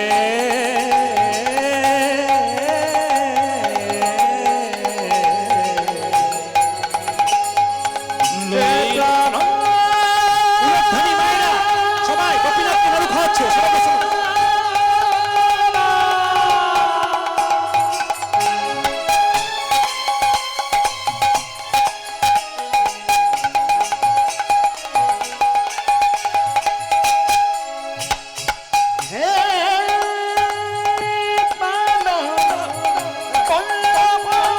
হরি বল, হরি বল।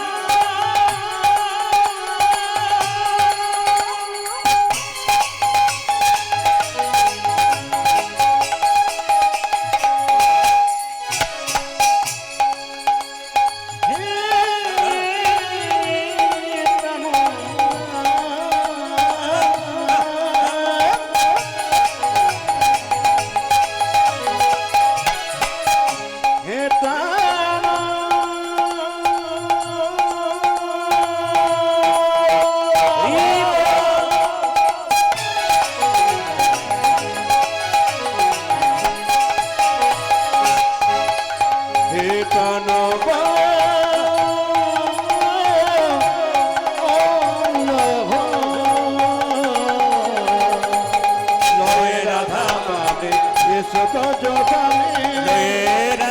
বাবে এসব রাজা ধামে, রাধাভাবে এসব রজভাবে এসো এসো গিরিধারিলা মদন কৃষ্ণ গোপাল। অন্তর মন্দিরে জগ জগ মদন কৃষ্ণ গোপাল গোপাল, মদন কৃষ্ণ গোপাল গোপাল, মদন কৃষ্ণ গোপাল। গোপীনাথের চরণে একটা, তো এই সময় বলবো 5টা মিনিট আপনারা কারোর সঙ্গে কথা বলবেন না। একবারে বাচ্চাকে শান্ত করে বাচ্চার কানে ঢোকানো কথা বলুন, বাচ্চাগুলো আগে শুনুক আপনাদের শোনার আগে। কবিরাজ, হাঁপাচ্ছিস কেন রে? কোথায় বাড়ি তোর? পাশের গ্রামে। কি নাম তোর? গোপাল। কি হয়েছে? গোপীনাথের পুজো করছে, আমার বাবা খুব ছটফট করছে, তুমি চিকিৎসা ভালো করো, আমার বাবাকে বাঁচিয়ে দাও। চুপ কর। আমি গোপীনাথের পায়ে একটা তুলসী পত্র দিয়েছি, একটা দেবো, তুই আমাকে ডাকলি? হ্যাঁ। আগে ভগবানের সেবা, তারপর তোর বাবাকে সেবা করবো। ছোট্ট 5 বছরের ছেলেটা, রঘুনন্দনের মতো বয়স, ছুটে এসে বললো জীব সেবা আগে না, আগে জীব সেবা তারপর শিব সেবা, আগে জীব সেবা করো তারপর শিব সেবা করো। আমার বাবা আছে, আমার মা মারা গেছে। আমি আপনাদের বারবার বলতে চাই, যে যেখানে বসে আছেন দেখবেন, কিছু মনে করবেন না, শব্দে মন দিয়ে শুনুন। অনেকে বলে বাচ্চাটাকে বন্ধ করুন, একটু কোলে নিন, যে মা আছেন কোলে নিন, আস্তে তাকান আমার দিকে। অনেকে বলে ভগবানের মন্দিরে যাই, আমার মন লাগে না, আমার মন লাগে না, একবারে মন লাগে না। কি করলে মন লাগবে? আপনারা তাকাবেন, একটা মন্দিরে প্রচুর লোক বসে আছে, সেই মন্দির ঘুরতে ঘুরতে একটি মা কোনো দিকে না তাকিয়ে ভগবানের চরণ অর্ঘ্য দিচ্ছে, কোনো লোকের দিকে তাকাচ্ছে না। বজগোপীরা যখন গোবিন্দের কাছে রাসলীলায় ছুটে গিয়েছিল, বজগোপীরা কেউ তাকাই নাই যে পাশে কে যাচ্ছে, কে কত তাড়াতাড়ি গোবিন্দের কাছে পৌঁছাতে পারে। আপনাদের মনগুলোকে সেরকম তৈরি করুন, কে গোবিন্দের চরণে কত তাড়াতাড়ি পৌঁছাতে পারে। গোপীনাথ, এই ছেলেটার বাবাকে চিকিৎসা করবে, মা নাই। যারা কীর্তন শুনলেন এতক্ষণ ধরে, আমি সিদ্ধান্ত নিয়েছিলাম আপনাদের কাছে 11টা পর্যন্ত কীর্তন করব। কমিটির ভাইদের বলেছিলাম আমি করবো 11টা। আমাকে বাড়িতেও ফোন কীর্তন করবার আগে বাড়িতে একটা ফোন করতে হয়। তারা ফোন করে বলে তুমি গান থেকে কটার সময় উঠবে, তাহলে তুমি ফোন করে নেবে। তা আমাদের একটা টাইম দেওয়া থাকে, আজকে টাইম দিয়েছিলাম ঠিক 11টা 10-15-তে, কিন্তু এখন ঘড়ির দিকে তাকান তো, ও তো 11টা 30 বেজে গেল। আপনারা বসে আছেন। শুধু মেতে এটা নয়, প্রতিটি আসরে মানুষ স্থির বসে থাকে যদি আর একটু কিছু পায়। আমি ওই জন্য আপনাদের বললাম বাচ্চাগুলোর মঙ্গলের জন্য প্রত্যেকটা মা বোবা হবেন এই সময়টাতে। মায়ের মতো আপন কেউ হয় না, মায়ের মতো আপন কেউ হয় না, বাবার মতো আপন কেউ হয় না। আপন কেউ হয় না। যে বাড়িতে বাবা মা বেঁচে আছে, বাবা হলো বাড়ির ছাদ, মা হলো বাড়ির খুঁটি। এই দুটো যেদিনে চলে যাবে সেই দিনে বুঝিবে কতটা হারালে। আমার দিকে তাকান। কীর্তন করে রাত্রি 1টার সময় বাড়ি এলে মাকে বলতাম না। যদি কোনোদিন বলতাম আজ রাতেই ফিরবো, আমার মা দরজার সামনে বসে থাকতো রাত 3টে পর্যন্ত। দরজায় কলিং বেল দেওয়ার সঙ্গে সঙ্গে দেখছি বাড়িতে চোর এসছে না ডাকাত এসছে সেদিকে তাকান নাই, আমার খোকা এসেছে। এখনো তুমি ঘুমোওনি? ছেলে যদি বাইরে থাকে, বাবা মায়ের কি কখনো ঘুম হয়? কীর্তন কেমন জিনিস দেখুন। এতক্ষণ আপনারা নাচছিলেন, হাসছিলেন, আনন্দ করছিলেন, অনেক কথা শুনছিলেন। এখন আসরটা স্থির হয়ে গেছে কেন? আস্তে আস্তে আপনি যে বাবা হয়েছেন, ছেলের সামনে ফোন নেবেন না, আস্তে এই দিয়ে তাকাবেন। যারা বাবা হয়েছেন, মা হয়েছেন, তারা বুঝতে পারছেন মেয়ে যদি বাইরে থাকে বাবা মায়ের ঘুম হয় না।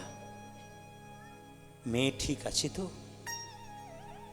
যা ঘটনা ঘটছে, মেয়েদের বাইরে রাখার মতো মানসিকতা বাবার আর থাকছে না। যেভাবে আমরা পরিস্থিতির দিকে যাচ্ছি, আপনাদের কাছে নিবেদন রইল, মায়েদের পেটে যখন বাচ্চা থাকে, মন্দিরে গিয়ে প্রতিটি মা কতবার কেঁদে কেঁদে বলে, ঠাকুর আমার একটা ছেলে দাও, আমি তোমাকে সব দিয়ে দেবো, আমার একটা খোকা দাও কিংবা খুকি দাও। মেয়েদের পরিপূর্ণতা সে সন্তান জন্ম দেবার মাধ্যমে। যে মেয়ে মা হতে পারে নাই, তার যে কি যন্ত্রণা যে হতে পারে নাই, সে ছাড়া পৃথিবীতে কেউ জানে না। ওই জন্য প্রত্যেকটি আমার সন্তান যারা কীর্তন শুনছেন, প্রত্যেকটি ভাইদেরকে বলবো, দাদাদেরকে বলবো, মা লক্ষ্মীর পুজো করবেন, দরকার নেই যদি আপনি করার দরকার নেই যদি আপনি মা বাবাকে পুজো না করছেন। কৃষ্ণ পুজো করার দরকার নেই যদি বাবা মাকে পুজো না করছেন। গুরুকে পুজো করবার দরকার নেই যদি বাবা মাকে পুজো না করছেন। আমি একটা শ্রাদ্ধ বাড়িতে গান করছিলাম, তো মেয়েটি হসপিটালের নার্স। তো সেই মেয়েটির নিয়ম হচ্ছে শ্রাদ্ধ বাড়িতে বাসির দিনে গুরুদেবের চরণে তেল দিয়ে তারপর খেতে পাওয়া যায়, নিয়ম মতো দিকে। তো মেয়েটি তো বৌমা, তিনি কিন্তু, আমি দেখছি চুপচাপ বসে বসে, আমি কীর্তন শেষ করে সকালে বেরোবো, তিনি বলছেন, আমাকে বলছেন, দাদা কিছু মনে করবেন না, গুরুদেব বসে আছেন, আমি হাজার সম্মান দিই। আমার বাবা মা তো বেঁচে নেই, আমার শ্বশুর শাশুড়ি বেঁচে আছে। আমি আগে আমার বাবা মায়ের চরণে তেল দেবো, তারপর গুরুদেবের চরণে তেল দেবো। আগে আমাকে দেওয়া করাক বাবা মায়ের চরণে, তবে গুরুকে দেবো, নইলে আমি দেবই না। আমি হসপিটালে চাকরি করি বলে আমাকে যে যা বলবে বলুক, আমি শাস্ত্র বুঝি না, আমি কিচ্ছু বুঝি না। আমি বুঝি বাবা মা প্রথম গুরু, আমি বাবা মায়ের চরণে প্রথমে তেল দেবো, আমার শ্বশুর শাশুড়ির চরণে, তারপর গুরুকে দেবো, নইলে আমি দেবো না। আমি বললাম, আপনি ঠিক বলেছেন। শুধু উচ্চমানের চাকরি করলে হয় না, ভেতরে বিবেক জন্মাতে হবে। আমি সংসারে কেন এলাম? সংসারটাকে নষ্ট করার জন্যে নয়। আস্তে, মায়ের মতো আপন কেউ হয় না। ছেলে যখন বাইরে যায়, স্ত্রী বলে, শুনছো আমার কালকে ভাই আসবে, 1 থলে সবজি এনো। মেয়ে বলছে, বাবা তুমি বাজারে যাচ্ছ, আমার একটা ঘড়ি এনো। ছেলে বলছে, বাবা তুমি আমার জন্য মোবাইল ফোনটা নিয়ে এসো। সবাই সব কিছু চাইল, চেয়ে ভেতরে নিজের কাজ করলো। ভদ্রলোক যখন বাইরে বেরোলো দরজাতে, কেউ দরজায় দাঁড়াইয়ে নাই, তার মা গলায় কাপড় দিয়ে ধরে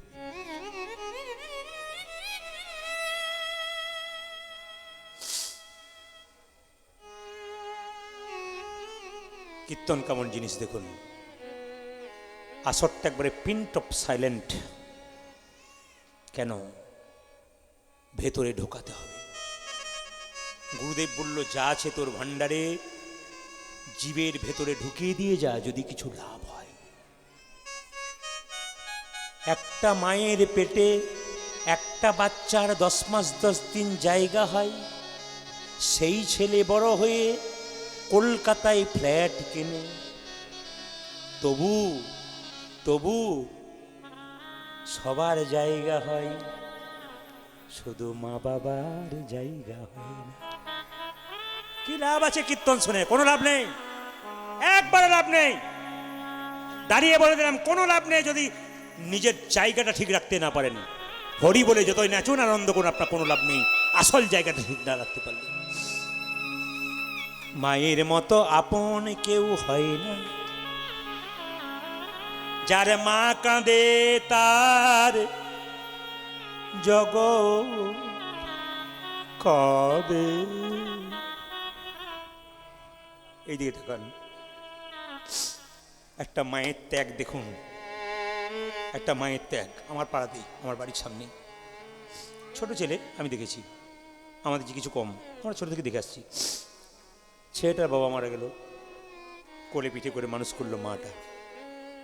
লোকের বাড়িতে থালা বাসন মেজে মেজে ছেলেকে পড়াশুনোর দায়িত্ব নিল। নিজে খায় না, ছেঁড়া কাপড় পরে থাকে। বাবুকে গিয়ে বলে, বাবু আমার ছেলের একটা বই কিনে দাও, এই মাসে আমাকে বেতন দিতে হবে না। সেই ছেলে বড় হলো, স্কুলের শিক্ষক হয়ে গেল। কিন্তু যে শিক্ষক হলো তাকে কিনে নিল মেয়ের বাপ, প্রচুর টাকা দিয়ে সুন্দরী মেয়ে উপহার দিল। সাধারণ মাটা তোর বুঝলো না।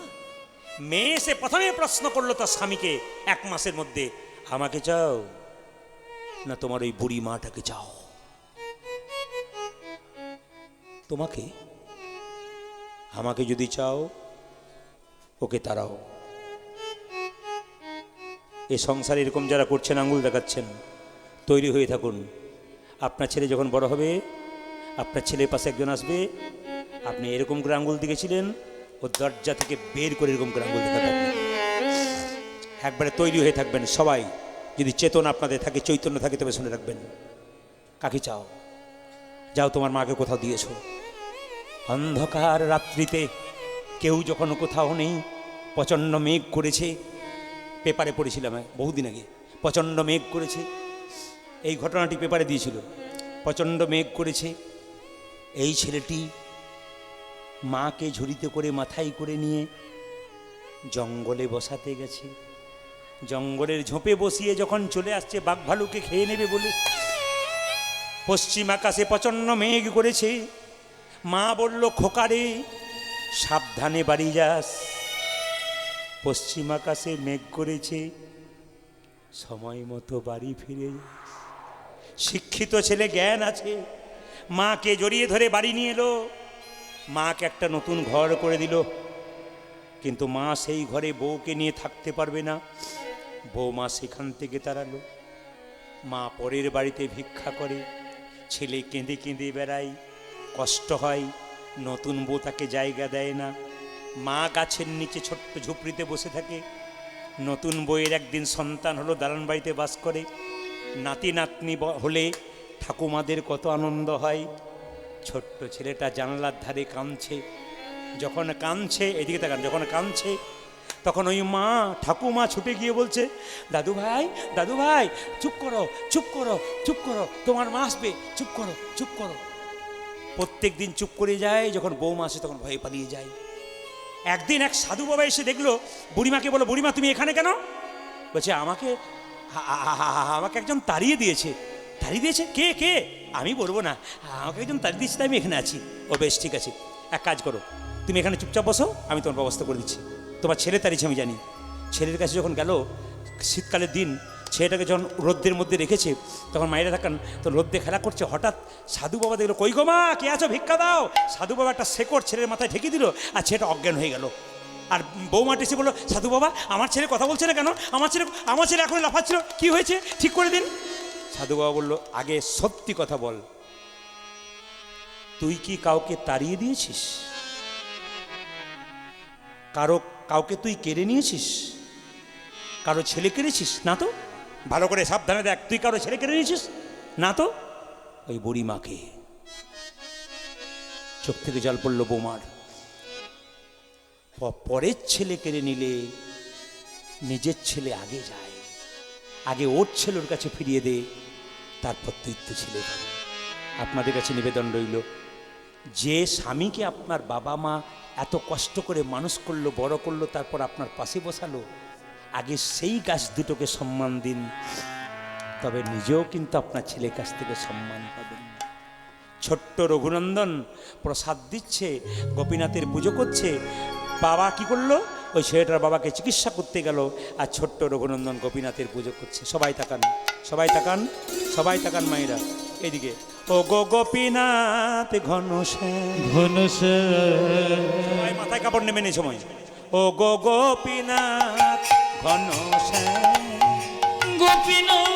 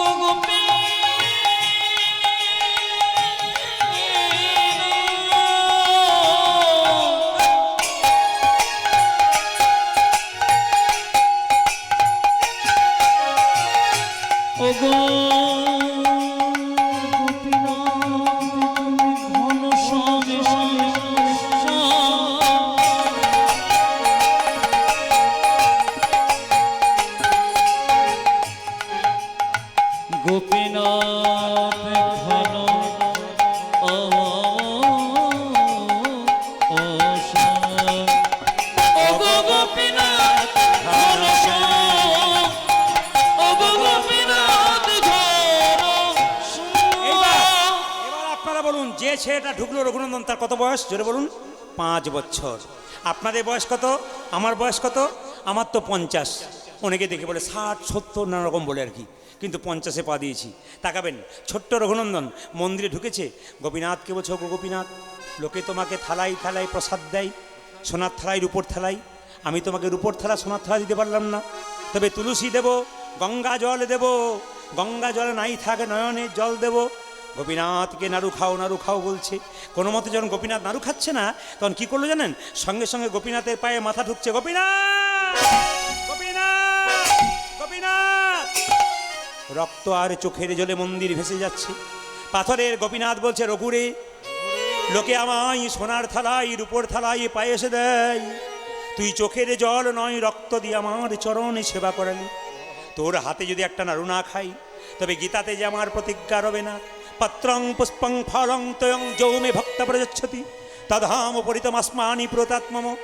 ওরে রঘুনন্দন, কেউ যদি ফুল দেয় আমি খুশি হয়ে যাই, ফুল না পেয়ে কেউ যদি পাতা দেয় আমি তাতে খুশি হয়ে যাই, পাতা না পেয়ে কেউ যদি চোখের জল দেয় আমি খুশি হয়ে যাই। তুই তো চোখের জল দূরের কথা, তুই আমার রক্ত দিয়ে তোর আমার চরণ সেবা করেছিস। আমি যে গীতায় আরও প্রতিজ্ঞা করেছি, যে যথামাং প্রপদ্যন্তে তাংস্তাতেই বা ভজাম্যহাম। ভালো করে শুনে নিন, ভগবান নিজের মুখে বললেন যে আমাকে যেমনভাবে ভালোবাসে আমি তাকে তেমনভাবে ভালোবাসি। ও গো গোপীনাথ, নাড়ু খাও বলে রক্ত দিয়ে ভাসিয়ে দিচ্ছে গোপীনাথের চরণ। পাথরে গোপীনাথ পেছন থেকে বলে বলল, রঘুনন্দন নাড়ু দে দে রে, রঘুনন্দন নাড়ু দে দে রে, রঘুনন্দন নাড়ু দে দে, রঘুনন্দন নাড়ু দে রে, গোপীনাথ নাড়ু খাও, গোপীনাথ নাড়ু খাও, গোপীনাথ নাড়ু খাও। গোপীনাথ নাড়ু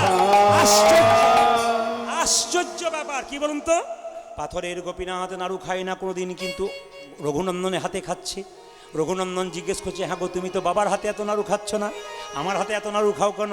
পাথরের গোপীনাথ বলো, রঘু রে, সবাই আমায় ডাকে রে রঘু, তোর মতো এমন করে চোখের জলে ভেসে কেউ ডাকে আমায় চোখের জলে ভেসে কেউ ডাকে না, চোখের জলে ভেসে কেউ ডাকে না, চোখের জলে ভেসে কেউ ডাকে না, ওরে মনতে তন্তে সবাই ডাকে, চোখের জলে ভেসে কেউ ডাকে প্রিয়ময় মন্ত্রী তন্ত্রে সবাই এমন এমন চোখে চোখে জলে ভেসে কেউ ডাকে না আর তন্ত্রে তন্ত্রে সবাই আমার ডাকে চোখে জলে ভেসে কেউ ডাকে আর না তন্ত্রে তন্ত্রে সবাই আমার ডাকে চোখে জলে ভেসে কেউ ডাকে না সেই না রঘুনন্দনের হাতে গোপীনাথ নাড়ু খাচ্ছে, তার বাবা চিকিৎসা করে দরজাটা খুলে, এ কি ব্যাপার, তুই নাড়ু খাইয়েছিস? হ্যাঁ। পাথরের গোপীনাথে হাতে দেখলো অর্ধেকটা নাড়ু, তাকান, অর্ধেকটা গোপীনাথ খেয়েছে, অর্ধেকটা রয়ে গেছে। রঘুনন্দনের বাবা বলছে, হ্যাঁ রে, আমি দেখতে পাচ্ছি অর্ধেকটা নাড়ু, তুই কি দেখছিস? বলছে, আমি দেখছি অর্ধেকটা। বাবা বলল, আমি পাথরের দেখতে পাচ্ছি কেন? রঘুনন্দন গোপীনাথকে কেঁদে কেঁদে বলল, ওগো গোপীনাথ, ও গো গোপীনাথ, আমি দেখতে পাচ্ছি পাথরের নাড়ু, আমি দেখতে পাচ্ছি আসল নাড়ু। বাবা দেখছে পাথরের নাড়ু কেন? পাথরের গোপীনাথ আকাশবাণী করে বলল, রঘুরে, রঘুরে এই জগতে যখন মানুষের জন্ম হয় তখন দুটো চোখ হয়, একটা ডান চোখ একটা বাম চোখ। গুরুদেবের কাছে মন্ত্রণে একটা চোখ হয়, ওই চোখটার নাম জ্ঞান চক্ষু। তোর যে জ্ঞান চক্ষুর উদয় হয়েছে, তোর বাবার এখনো হয় নাই। তুই তোর হাতটা মাথাতে দে তোর বাবার, দেখবি বাবা দেখবে আমি নাড়ু খাচ্ছি। মায়েরা, এখন যদি শ্রীখণ্ডে যান দেখতে পাবেন অর্ধেকটা নাড়ু এখনো পাথরের হয়ে আছে। অদ্যপি খণ্ডপুরে অর্ধনাড়ু আছে করে, অদ্যপি খণ্ডপুরে অধনারও আছে বলে, অদ্যপি খণ্ডপুরে অর্ধনাড়ু আছে করে। অদ্যপি খণ্ডপুরে অতনারও আছে পরে একে যত ভক্তগণ জনে জনে, অদ্যপি যত ভক্তগণ জনে জনে, একে যত ভক্তগণ জনে জনে, দেখে যত ভক্তগণে জনে জনে অজের মদন যেই শিরগুণন্দন সেই ওই বজ্র মদন যে শিরুগোপন সে, উদ্ধব দাসরস ভনে ভনে, আজ যোদ্ধবদ সরস ভনে ভনে, মিলনে হলো আজ রে। মিলন হল রে। কালকে কালকে কালকে আবার কাল হবে, কালকে হবে হ্যাঁ মিলন হলো রে বলে তা উঠছেন না আপনারা। 12টা বাজতে চলে দেখে নিন ঘড়িতে। কালকে হবে আপনারা কি ভাবছেন সারা রাত্রি হবে নাকি? আশ্চর্যের ব্যাপার তো। এই দেখুন কমিটি যারা আছেন সেই কখন থেকে বসে আছে, 12টা বাজতে চললো, আমি 11টা কথা দিয়েছিলাম, জীব করাটা কালকে হবে। সারা রাত্রি হয়ে যাবে। তাহলে এক কাজ করুন, এক পালার দাম ওরা দিয়েছে, এক পালার দাম আপনারা দেবেন। রাজি থাকলে বলুন, করে দিচ্ছে। আচ্ছা, আমি এ আসরে দাঁড়িয়ে কথা দিয়ে গেলাম, আসুন, এ আসরে দিয়ে কথা দিয়ে গেলাম, যদি বেঁচে থাকি তাহলে 15 বছর পর আমি 100% কথা দিয়ে গেলাম। তবে আপনারা আমাকে আরেকবার পাবেন। কোথায় পাবেন? আপনাদের সামনে কাঁটারিয়া বলে একটা জায়গা আছে, ওখানে 9ই চৈত্র আপনারা আবার আমাকে খুব তাড়াতাড়ি পাচ্ছেন। ওই জন্য আপনাদের কোনো চিন্তা নেই। আসুন সবাই মিলে হাত তুলুন তো, মানে হাত ধুয়ে খেতে হয় তো, প্রসাদ নেবার আগে হাতটা একটু ধুয়ে নিন। সবাই কমিটি যারা আছেন সবাই এখানে একবার দাঁড়ান, প্রসাদগুলো নিয়ে একবার হাত তালি সবাই। দাঁড়িয়ে নয় কিন্তু, দাঁড়িয়ে নয়, বসে বসেই। দাঁড়ালে আসরটা ভেঙে যাবে, কারণ আপনার বসে বসে প্রসাদ নেবেন, দাঁড়িয়ে গেলে তার হবে না। একটাই ভজন গাইব, হাত তুলবেন সবাই, হাত তুলুন।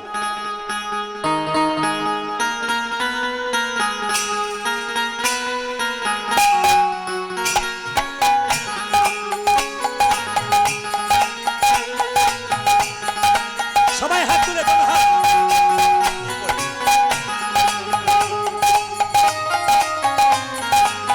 সবাই হাত তুলে।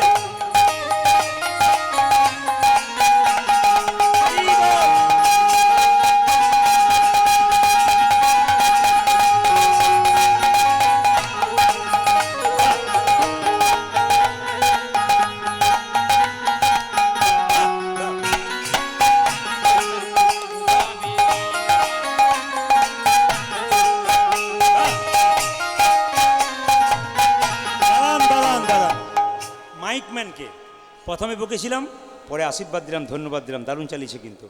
আর একটা কথা বলে দিই, ওর জন্য হাততালি দিন সবাই। আর আর আর হাততালি আপনাদের জন্য দেবো, আর হাততালি কাদের জন্য দেবো? আপনারা তো 4 ঘন্টা বসে আছেন, যারা 4 ঘন্টা দাঁড়িয়ে আছে তাদের জন্য হাততালি দিন। 4 ঘন্টা দাঁড়িয়ে আছে, এরকম করে থাকুক আর এরকম করে থাকুক, কষ্ট করে তো দাঁড়িয়ে আছে, ভগবানের নাম তো শুনেছে, এদের জন্য হাততালি। আচ্ছা, আর হাততালি কাদের জন্য দেবো? কমিটির জন্য একবার হাততালি দেবো। আর হাততালি কাজের জন্য দেবো? ছোট ছোট বাচ্চাগুলো দাঁড়িয়ে হাততালি দিল তার জন্য দেবো। আর হাততালি কার জন্য দেবো? এত শ্রোতামণ্ডলী এবং ভক্তিমতী মায়েদের জন্য দেবো। সবাই মিলে একসঙ্গে, কাভি রাম বানেঙ্গে কাভি শ্যাম বানেঙ্গে, চলিয়ানা প্রভুজি চলিয়ানা, कभी राम बनेगी कभी श्याम बनेगी, चले आना प्रभु जी चले आना। আমাকে আর খাটাবেন না, কারণ 3 ঘন্টাতে 3 ঘন্টা যদি গান হয় তাই 3 25 75,000 টাকা বটে। ক্যামেরাতে করো না, ধরো না। তো 4 ঘন্টা হয়ে গেছে, এরা বিপদে পড়েছে, আরও কত টাকা হয় হিসাব করে। আপনারা তো দিব্যি বসে আছেন। অনেকে বলে নাচের গান হলো না, এটা কিন্তু নাচের গান, আমি দাঁড়াতে বলবো না। একবারে দাঁড়াবেন না, মা লক্ষ্মী না, একবারে নয়, মা লক্ষ্মীর কাছে দাঁড়াতে নেই, মা লক্ষ্মীর কাছে সবসময় বসতে হয়। মা বসে আছেন, আপনাদের বসতে উঠতে নেই, ওই জন্য আমি এই সময় কিন্তু দাঁড়াতে বললাম না। এই গানটি গাইতে গাইতে আপনারা আস্তে আস্তে যাবেন। হ্যাঁ, যাবার আগে বলে রাখি, একবারে নয়, দুঃখ করে নয়, আনন্দ করে যান। যে আনন্দ করবে সারা জীবন তার আনন্দে যাবে। এরা আপনাদের প্রসাদটা কিন্তু কাছে পৌঁছে দেবে একটু পরেই। হাত তুলুন। কবি রাম বনেঙ্গে, কবি শ্যাম বনেঙ্গে।